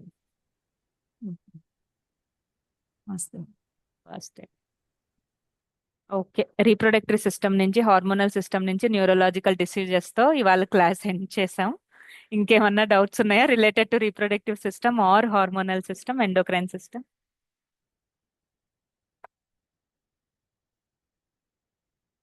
ఓకే, ఇప్పుడు దాకా ఏమన్నా క్లాసెస్ మిస్ అయినట్లయితే రికార్డింగ్స్ పెడుతున్నారు కాబట్టి sir please go through recordings. ఎందుకంటే నెక్స్ట్ ఉండేది లాస్ట్ క్లాస్.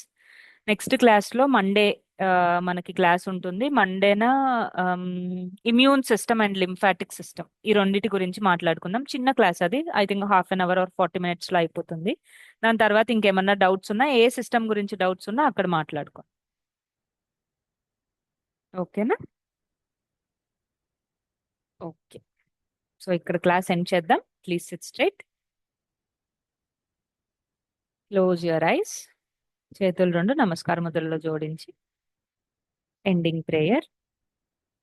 ఓం సర్వే భవంతు సుఖినః, సర్వే సంతు నిరామయాః, సర్వే భద్రాని పశ్యంతు, మా కశ్చిద్ దుఃఖభాగ్ భవేత్. ఓం శాంతి శాంతి శాంతి. వాసుదేవ శుభరాత్రి.